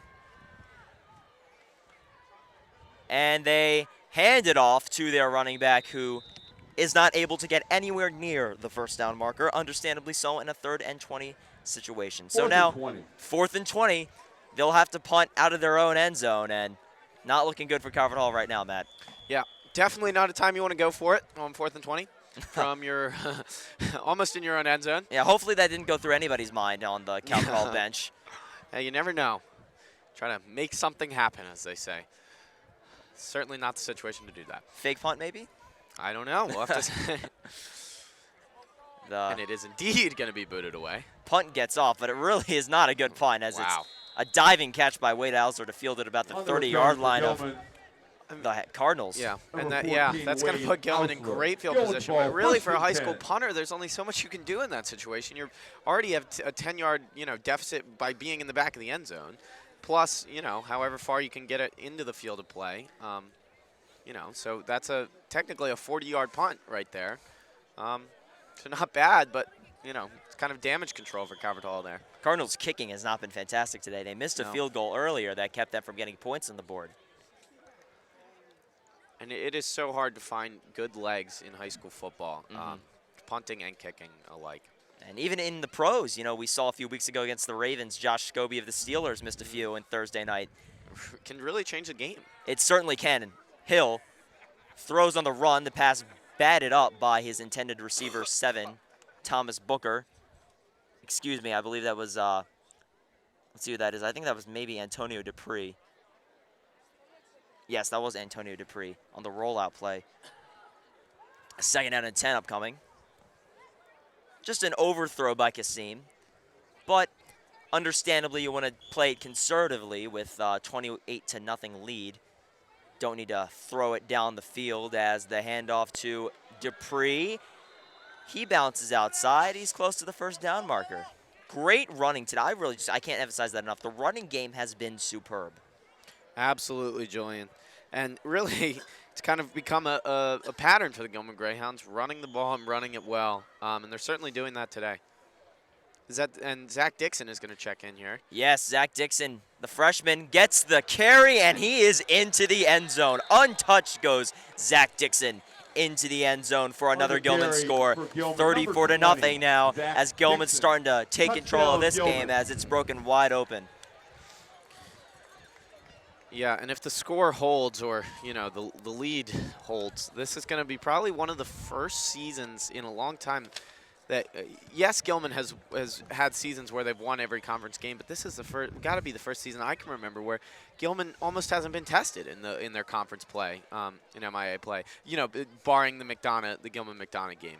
They really haven't. It seems like week after week as Cohill sends it through the uprights for the extra point. It seems like week after week we're covering these games where Gilman is leading by a tremendous score at halftime, and then they just continue to press on in the second half. Yeah, absolutely. And I speak kind of on that as all conference play prior to McDonough, because it seems that Gilman is always at the top of the league and has a shot at the title. And with the doing away of the MIA playoff bracket, now it's just dependent on the regular season. So the McDonough game has kind of become the last hurrah, the Gilman's little mini Super Bowl, I guess, if you will.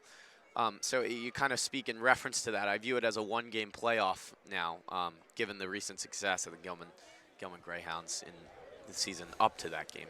And, of course, you can watch the Gilman-McDonough game, the 100th Gilman-McDonough game, live on Greyhound TV next week. It will not be Matt and I, but it will be Mr. Christian, Mr. Holly, and Sherm Bristow on the call. Yep. Happy to bring that to you. Yeah, Sherm Bristow, a longtime athletic director and coach here at Gilman, an absolute legend. Going to be speaking in the upper school on Thursday along with Mr. Redmond Finney, both legends. Absolutely, Gilman legends on both sides there. Yeah, actually demonstrators of character as well as athletics and academics, but character they're both very much and very well known for. Cohill gets it down to about the 10-yard line, fielded by Calvert Hall. Will they get it to the 20? Doesn't look like they will. They haven't been able to do it all day, and doesn't look that they will do it now. Bertram Watson, Calvert Hall's ball. Yeah, it looks like they got it to about the 19-yard line.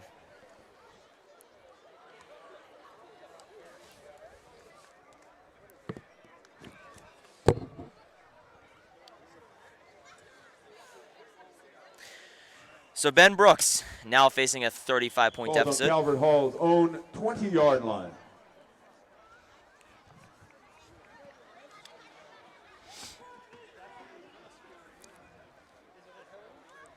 Brooks from under center. 2 wideouts in the game for Calvert Hall. The handoff to his running back is stuffed, pushed back behind the line of scrimmage. That'll be a loss.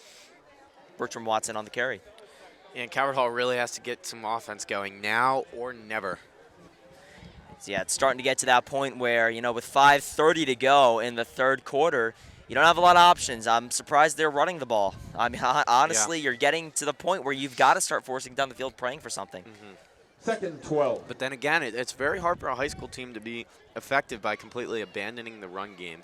I agree. And, because teams just aren't that strong at throwing at the high school level, and that's why it becomes so important to get up early and to be a strong first half team at the high school level. Brooks fakes his throw, and he's taken down in the backfield. That is, let's see who that is. I can't tell. Matt, I think that's Elson Jordan. It looked to be so. Number 42, the Boy Dog. Absolute beast. Again, the Penn State commit, as we've mentioned often this year. Looks like the ref was giving a touchdown signal. I don't know why he was doing that. That's kind of bizarre. Interesting. Regardless, as we know, it's obviously not a touchdown. The sack does not equal 6 points. Unless there are some drastic rule changes in the MIA this past week, I don't think, and I have just received confirmation that a sack does not count for 6 points, Julian. Clearly, we're being left out of the loop if we don't know that, as Brooks, he's going to loft it to his receiver, and he just misses his target. Had a man that could have maybe caught it. The intended receiver was number 18, Michael Sawyer. Pretty far off. I couldn't tell if he was throwing to the inside receiver, in which case he severely overthrew the ball, or the outside deeper receiver, in which case he underthrew the ball by a fair margin. But regardless, it's going to fall incomplete. Bring up another 4th and 20 that Calvert Hall's punter is going to have to try to deal with here. He was backed up into the end zone on his previous punt. He'll have to do it again. And the last punt wasn't a good one. It set up a touchdown run by Dorian Maddox, a pretty easy one. In fact, he wasn't touched on his way to the goal line. So now we're going to look at Calvert Hall's special teams punting unit again today, as we've seen them quite a bit.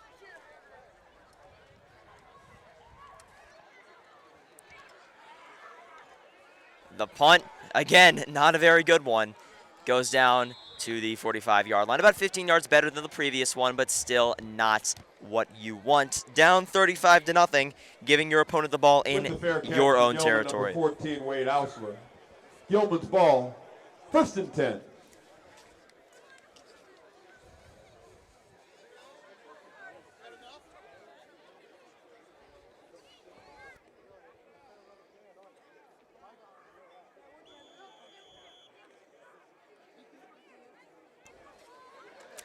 I'd like to give a shout out to we again, if you weren't listening earlier, we have 2 international viewers today. Jacqueline Mell, the relative of Wes Mell, number 55 on Gilman's team, listening or watching rather from Russia, and my dad in Poland is also tuning in as the run by Antonio Dupree takes the ball about 5 yards ahead of the line of scrimmage. 2nd down upcoming, 2nd down and 5.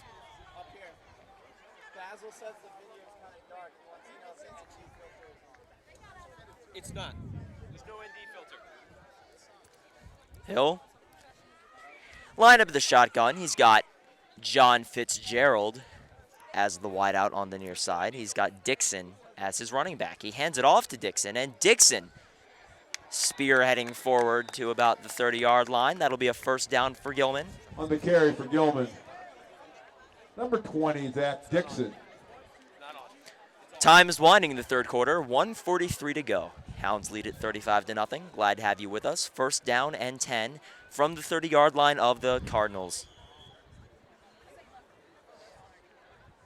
And it looks like number 12 for Gilman has checked into the game. That's Zach Jones in motion on the play. The handoff is to the running back. I believe it's Dixon, but let's see. Just double check. On the carry for Gilman, number 23, Alex Slodzinski. It was not Dixon. It was Alex Slodzinski, the sophomore runner. Saw him last week. So I'm assuming today, Matt, we will not see Aaron Cranston, as we speculated about it earlier, but that injury last week did not look good, and he is suited up today. Chances of seeing him are growing increasingly low. Yeah, definitely. I don't know if they want to risk it. Maybe give him some time in the Gilman-McDonough game. But, again, that's risky because the Gilman-McDonough game promises to be close, as it always is, no matter how far apart the teams are in terms of ranking. And, who knows, you might want to save that time for the starters in the Gilman-McDonough game. So, Zach Jones, once again, was in on the fake end around, but the handoff up the middle to the running back. On the carry for Gilman, gains about 3 or 4. Running back Alex Slodzinski.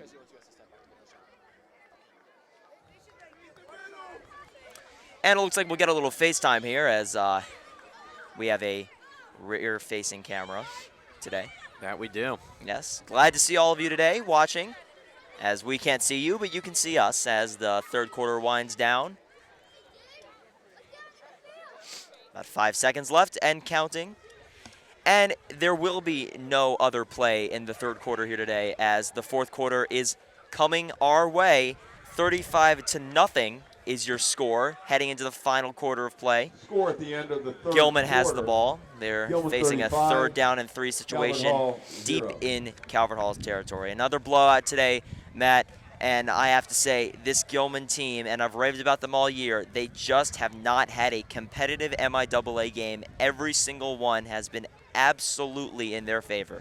It absolutely has. And, sometimes that's how it goes. Gilman is an absolutely spectacular team this year, and there's really, we've seen this season that there isn't really formidable competition in the MIAA, at least not this season.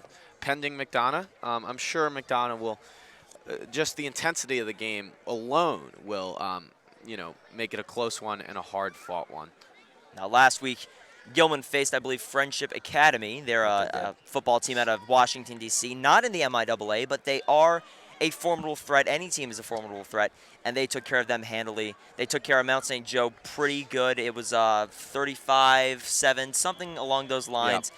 Yep. No close games, and hopefully that carries forward. Gilman in search of a perfect season, and that perfect regular season, I should correct myself. And really, with a 1-point loss to open the season at versus St. Edwards, it could have been a perfect season. That was a fantastic game, as Zach Dixon, the running back, is hit and dropped. Gilman, number 20, Zach Dixon. Yeah, so a lot of new guys coming in here. Number 35, Jake Brummett, is going to check into the game. He is a junior and an absolute beast. Yes, Jake Brummett, we've gotten a chance to see him all year. He's been in on several plays. His brother Jedi Brummett, of course, coming up in the works of Gilman's grades, a freshman now. Hopefully we'll get a chance to see him play a little bit as he recovers from his ACL injury. Certainly hope so, yeah. You got Blake Leonard, number 84, the senior, in there in the slot, checking with the ref. Make sure he's lined up properly. Brummett's into block, as Booker often is. Ooh. And the snap is fumbled, but it looks like Hill fell on it. Yeah, Pernell Hill muffled the snap a little bit. Not sure if that can be attributed to him or to his center. So I see number 31 is in the game. That is indeed Aaron Cranston. That is him. So we didn't think we were going to see him, but now this blowout win gives him an opportunity to come in and get a few touches. He had a pretty nasty-looking injury last week. As, let's see who the receiver on the near side is. I can't tell exactly who that is, but a pretty tall receiver. I'm going to give Basil Apostolo a shout Yeah, out. handoff to Cranston. Goes past the 20-yard line into Gilman. Gilman gets to a third down situation. I'm going to give Basil Apostolo a shout out. Yes. Listening in from home. Great to have Basil along board. A big help to Greyhound TV often. Yep. There's been some debate recently over his name, whether it's Basil or Basel. I'm going to have to go with Basil. I think that's a rather intelligent way to pronounce it. Yeah. I think as we move towards intellectualism here at Gilman, it's proper to pronounce the name as if it is a short vowel rather than the long one. Yeah, and feel free to send us your opinions on that to Greyhound TV. Send us correspondence. Yes, we need to settle those pressing debates as Cranston with a great run, but the flag is thrown. Yeah, Basel, Tomato, is working on his college applications now. We wish him the best of luck on those. Absolutely. Hope Basel finds the college of his choice. So, third and Gilman's 14. going to have the ball. 3rd and 14 now after the penalty pushes them back. And if others of you are watching that are not Basel, feel free to text us or tweet at us, and we'll be happy to give you a shout out here as we wind down the fourth quarter here with only 9:30 to go in Gilman's blowout win over Calvert Hall. Purnell Hill now the quarterback, as he has been. And Aaron Cranston gets the carry. Cranston running over fallen players down towards the initial line of scrimmage. This will be a 4th down situation. Ball carrier for Gilman, number 31, Drew Franklin. Gain of 2 on the play, 4th and 10. So, yeah, that was Drew Franklin on the run. I apologize about that. It looked like Cranston. I made a mistake. I apologize about that. Now, let me just check here. Is Drew in 31? Cranston. Let's see. He's going to be removing his helmet on the sideline here. No, that's Cranston. No, that's Cranston. Cranston Okay. wearing his number 31. Then that's my mental error. I apologize, as Alex Cohill is going to try the field goal. Should be a little bit deeper of a field goal. We haven't actually seen too many actual field goal attempts from Cohill. Let's see how it goes. The line drive kick is in for 3. The field goal is good by number 27. That was a nice kick from Alex Cohill. Teaming up well Low again lining with long kick. snapper number 71, Jake Goodwin. Now Long 38 to forward nothing number is your 84, score. Blake We have about 8 Leonard. minutes left in the 4th quarter here. It's a festive day here at Gilman. Halloween, half day for the upper school, and a great win by the football team in a big match, the championship match. Again at Mount St. Joe tonight at 7 o'clock versus Loyola. Volleyball takes on the number 1 seeded Dons. If you want to go ahead and head out there, we will not be covering that game on Greyhound TV or Greyhound Radio, so feel free to get in your cars and head down to Mount St. Joe in Catonsville for that game. Hope to have as much support as we can get. Matt and I will be there alongside the entire Gilman football team, which will be packing into buses after this fantastic win over Calvert Hall. Yeah. And heading down there. Certainly they will. You know, the presence is going to be an absolute wonderful atmosphere tonight. Volleyball, perhaps one of the most fun sports, and if not the most fun sport in the MIA to watch. So intense. Gilman volleyball, such an intense and great program, you know, founded by Mr. Neil Gaby, Yes. who unfortunately left us after the school year last year, you know, to move on to new things. The team is coached this year by Mr. William Allenbach, a graduate of the Gilman volleyball program and Gilman in general, obviously. And, you know, they've fared well this season, obviously having to rebuild a little bit. The volleyball team featuring the likes of Alex Bauman, Will Harris, Ben Murphy, a lot of great players as this ball is fielded and taken just short of the 30-yard line. 19. So we're going to see the Gilman Devon defense Harry. again. Number 54, Evan Gregory, Tackle for sophomore, is Gilman, number leading 8, them out. Shane Lee. Yeah, we'll get a lot of Calvert substitute Hall players in first as and we 10. take this game down to the 6:30 mark. Don't want to risk any injuries to starters and also want to give the backups some opportunity here. So do we have a quarterback change? It looks like that's a different quarterback. It may be so, Julian.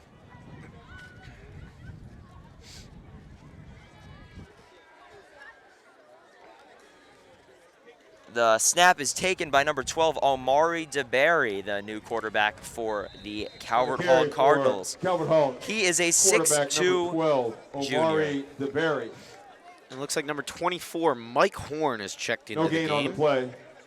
2nd and 10. Again, Donald Davis, the Calvert Hall alumni who coaches the Cardinals. Probably not too happy about this loss or the way his team has been playing this season. Losing record coming in here today, losing to a fellow MIAA team as DeBerry sets up in the shotgun. Getting some playing time is DeBerry. He pitches it back, and now will he pass? He bombs Throw this deep. ball, and it's intercepted by a sideline player, but it falls incomplete. Hey, that is the injured Corey Stevens, it looks like, at least getting to make one catch today. Certainly hasn't lost his ability there on the Yeah. sideline to catch passes. That pass is incomplete. Even when injured, he's able to pick off the opposing quarterback. Look at that. That's impressive, as that trick play did not work. So 3rd down and 10 for Calvert Hall. 4:50 on the clock. 38-0 is your score. Welcome to all of you who are joining us as we wind down the final moments of Gilman's last MIAA regular season home game of the year. Now, number 14's back in the game. That is Ben Brooks, and this pass to the outside Pass complete. doesn't go Number anywhere. 18, Michael Sawyer. 4th down. Calvert Hall.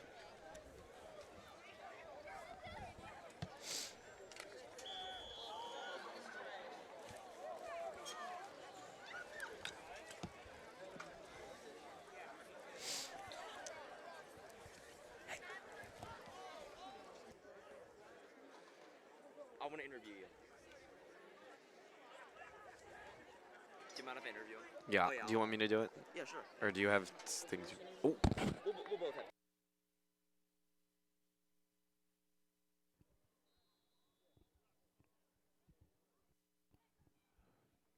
Gilman's ball, 1st and 10.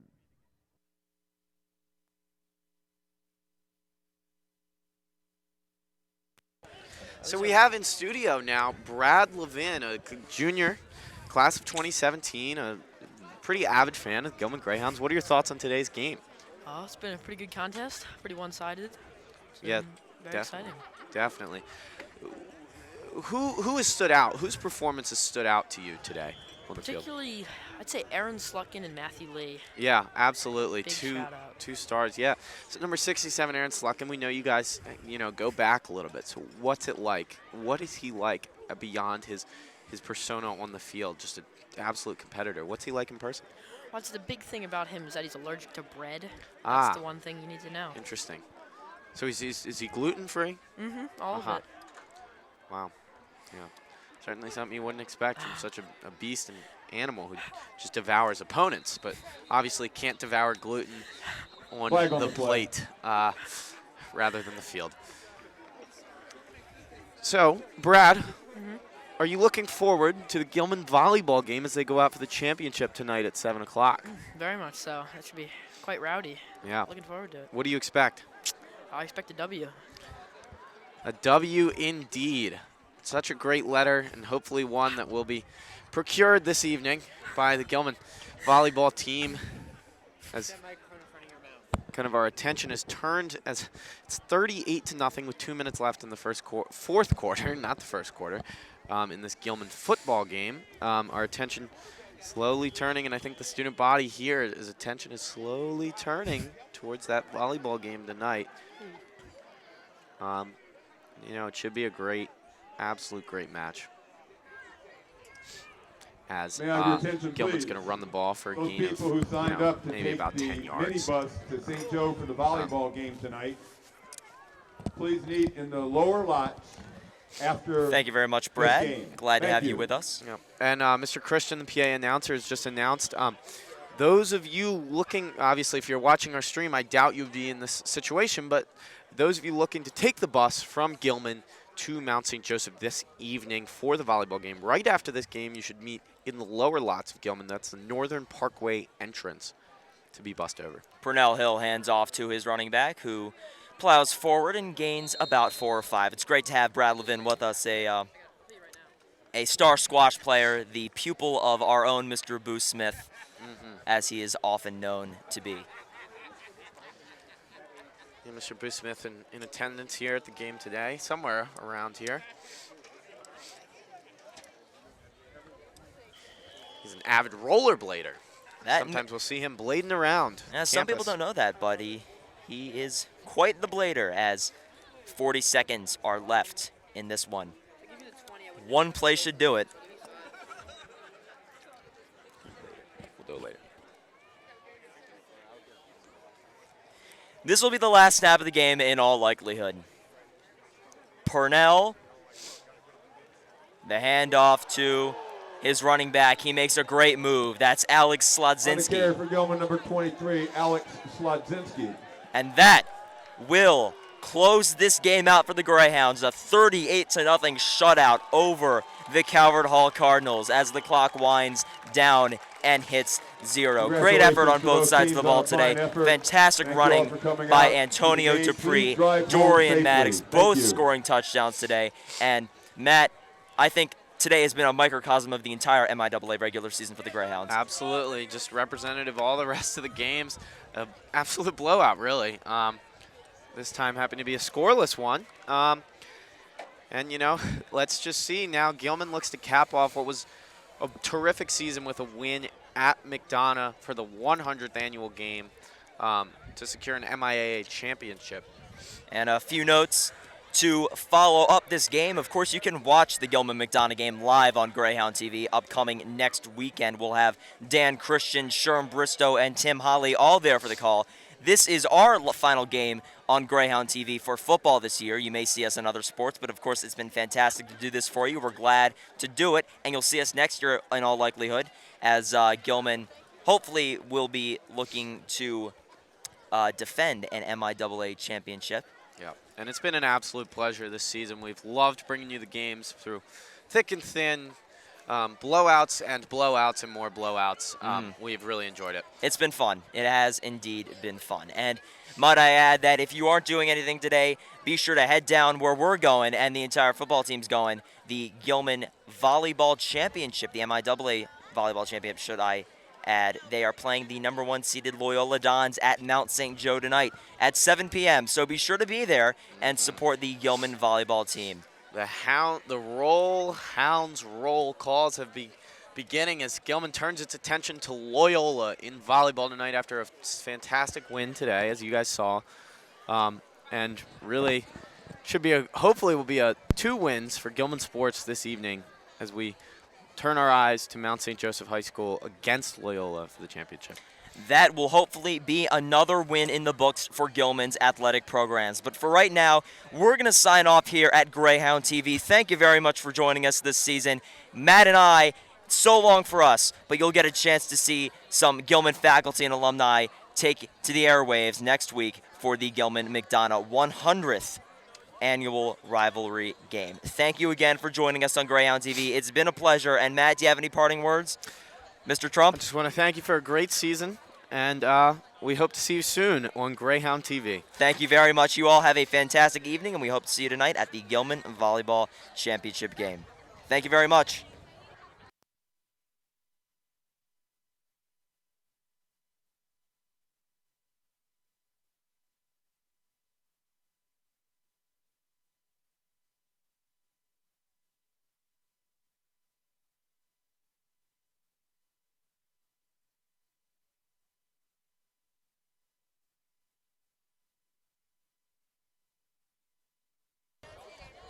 And for those of you still tuning in, I just want to add, just as a final note, that the seniors today will be presented gifts and flowers on the field as it is senior day for the football team. We'll keep the camera on, but our broadcast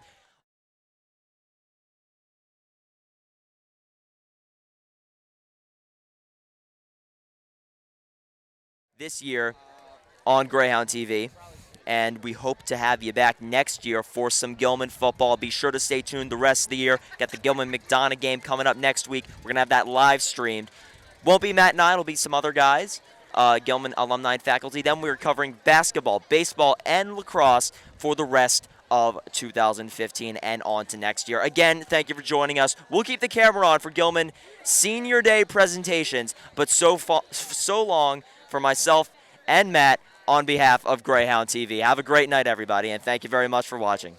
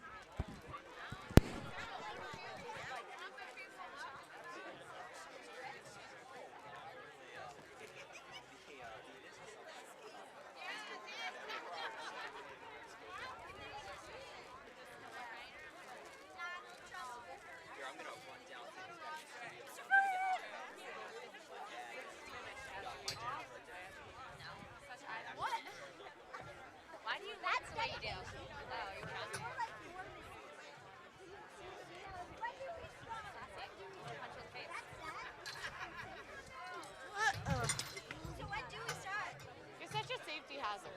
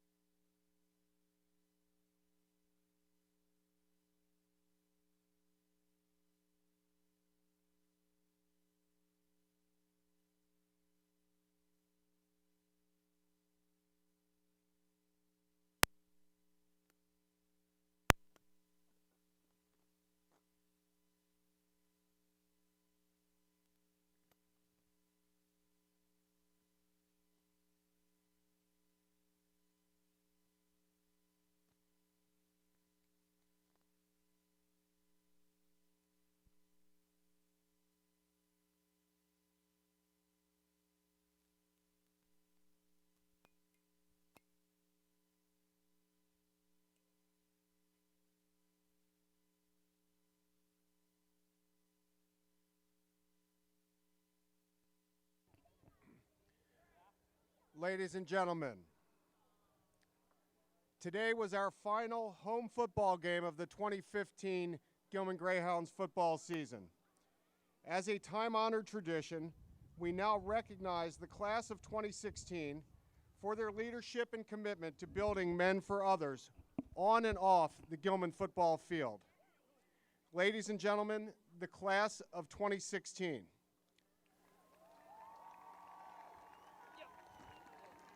Number 1, Captain Dorian Maddox, escorted by parents Valeria and Wayne Maddox and his brother Julian.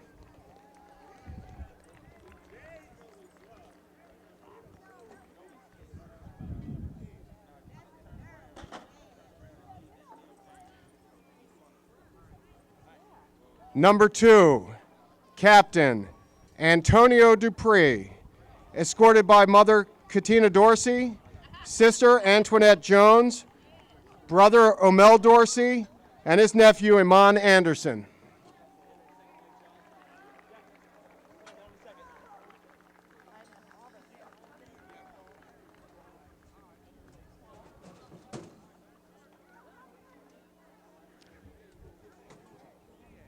Number 6, Corey Stevens, escorted by mother Monica Stevens, his grandparents Barbette and Curtis Stevens, and his uncle Kelvin Stevens.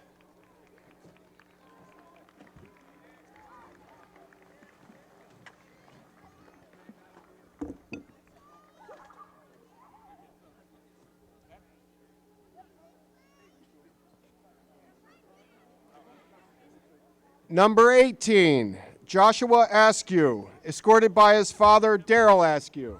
Can I add? Can you put Jeremy Cranston when you see Cranston's also? Is Jeremy going? Yeah.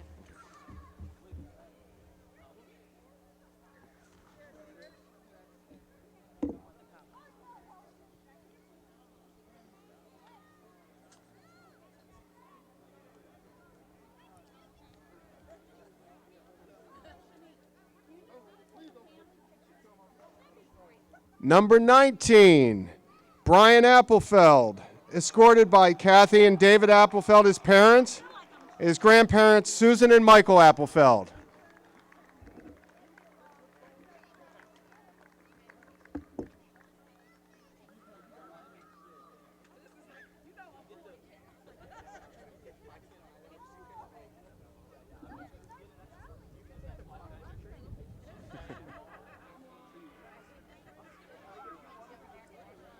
Number 22, Captain John Fitzgerald, escorted by parents Mary Pat and Tim Fitzgerald and his sister Molly.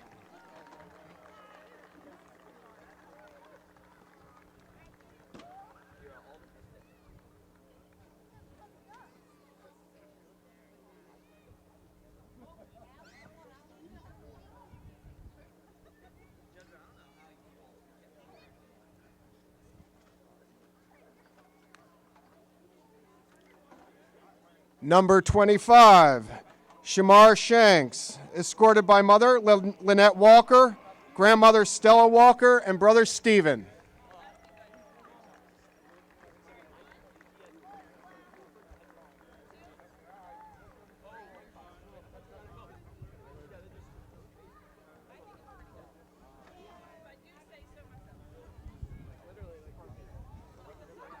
Number 27, Alex Cohill, escorted by parents Ellen and Stephen Cohill and sister Ridgely.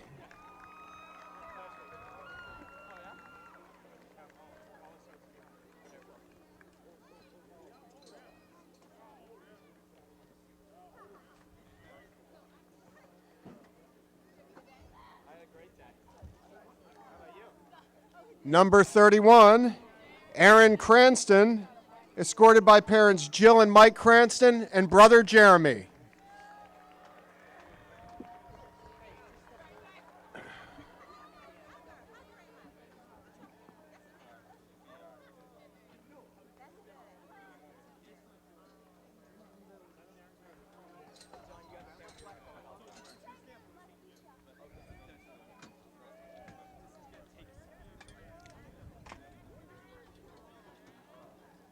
Number 42, Captain Ellison Jordan, escorted by parents Deborah and Ron Jordan, his nana, Loretta Jones, and brother Terrence.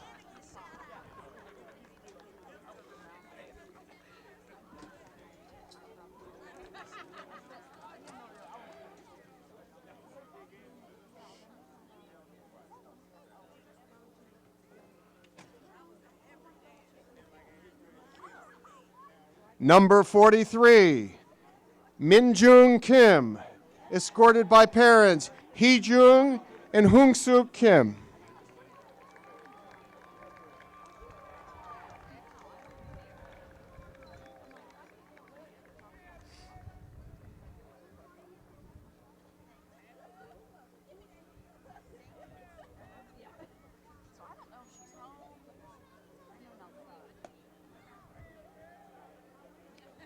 Number 46, Derek Blumquist, escorted by parents Claire and Jeff Blumquist.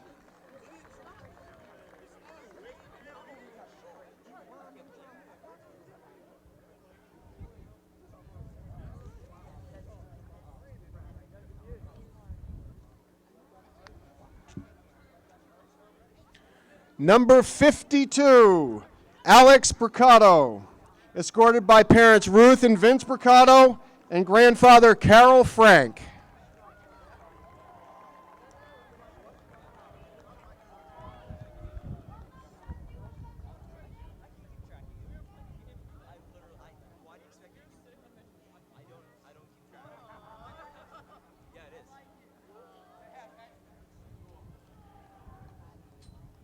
Number 55, Wes Mail, escorted by parents Valerie and Ed Mail, grandparents Pat and Ed Mail, and watching from Japan and Russia, Eddie and Jacqueline.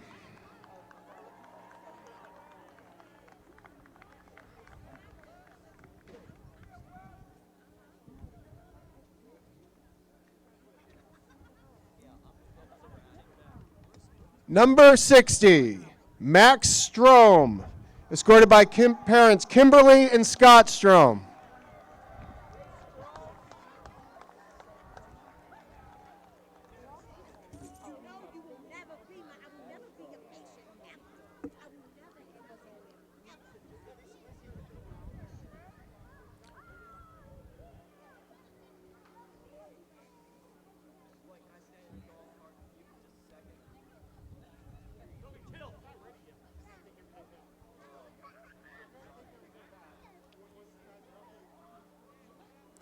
Number 64, James Lotz, escorted by parents Jennifer and Dan Lotz, watched by his grandfather Jerry.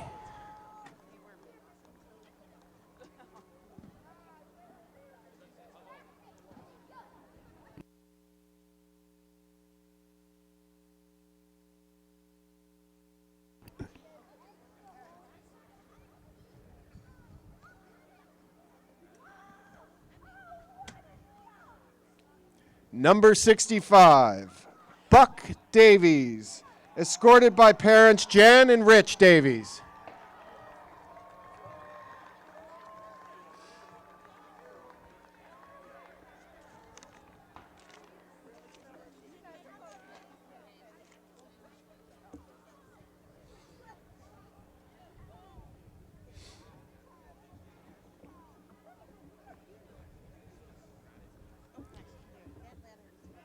Number 70, Stuart Keener, escorted by parents Liz and Chris Keener, brother Connor, sister Kendall, and grandmother Loretta Garrett.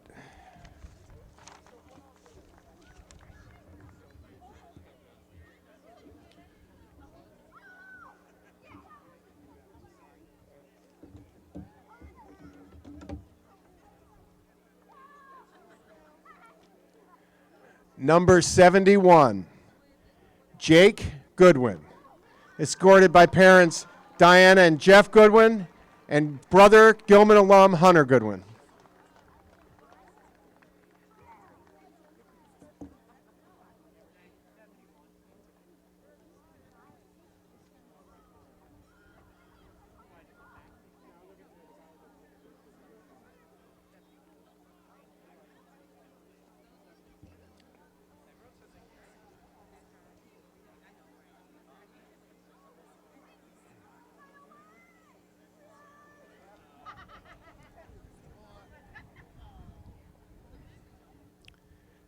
Number 74, Devery Hamilton, escorted by parents Barbara and Devery Hamilton and his uncle, Leonard Webb Jr.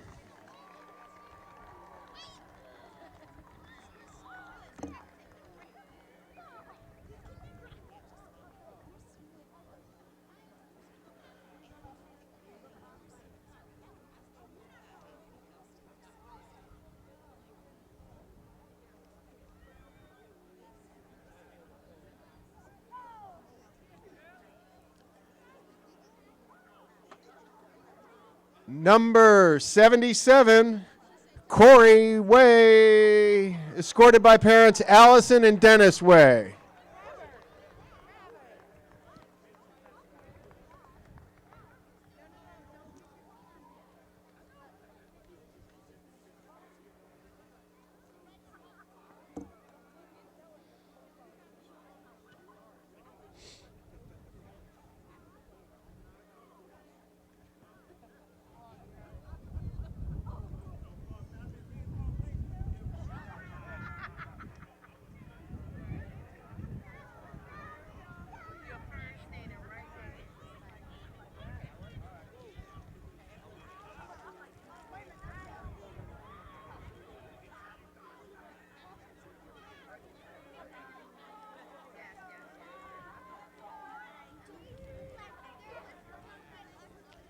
Number 78, Captain Steven Spinellis, escorted by parents Dawn and Ted Spinellis, grandparents Chris and Marcia Spinellis, and Diane and Joe Caravella.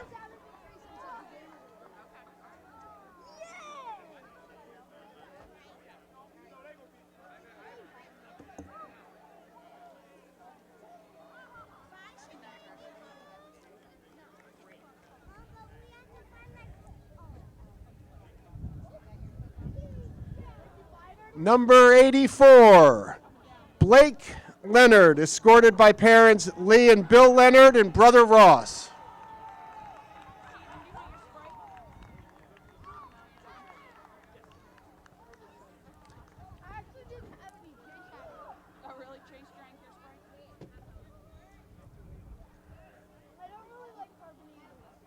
Also recognizing our injured senior, Bobby Russell, escorted by parents Alejandra and Robert Russell.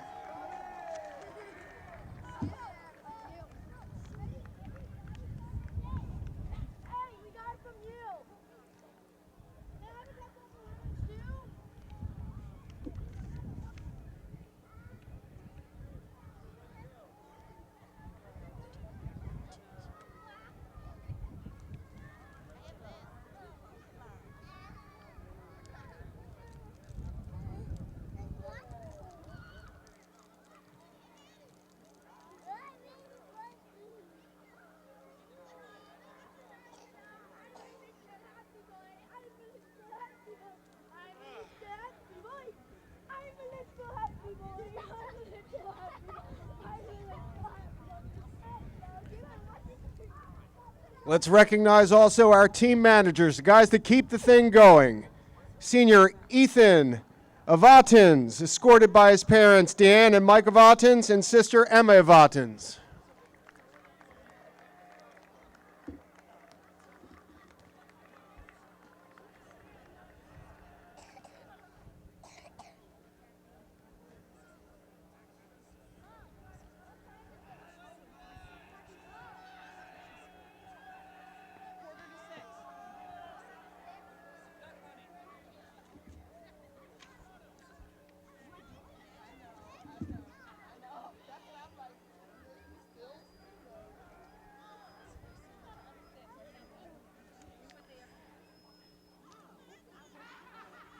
Senior Isaiah Braxton.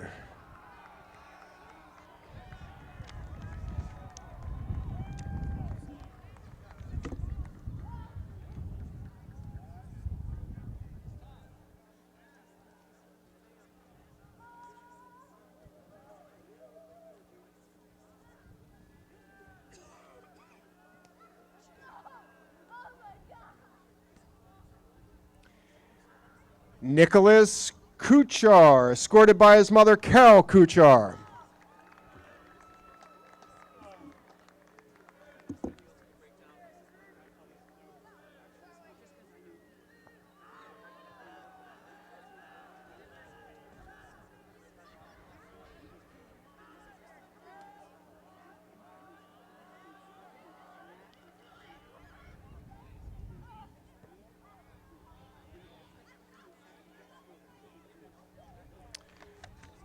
Brennan McAdams, escorted by parents Amy and Steve McAdams.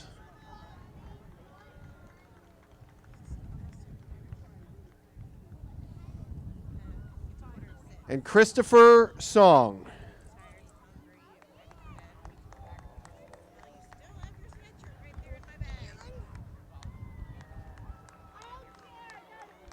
That's all I got. That's all I got.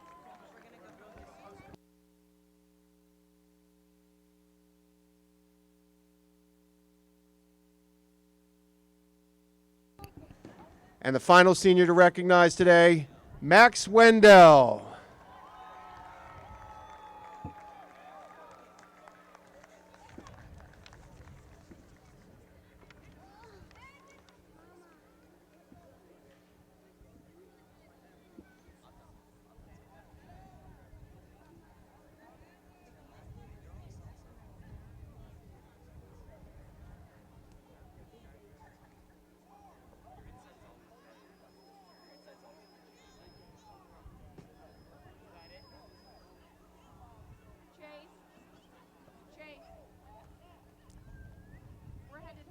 This concludes our ceremony. Please let's hear it for our graduating seniors from 2016 Gilman football.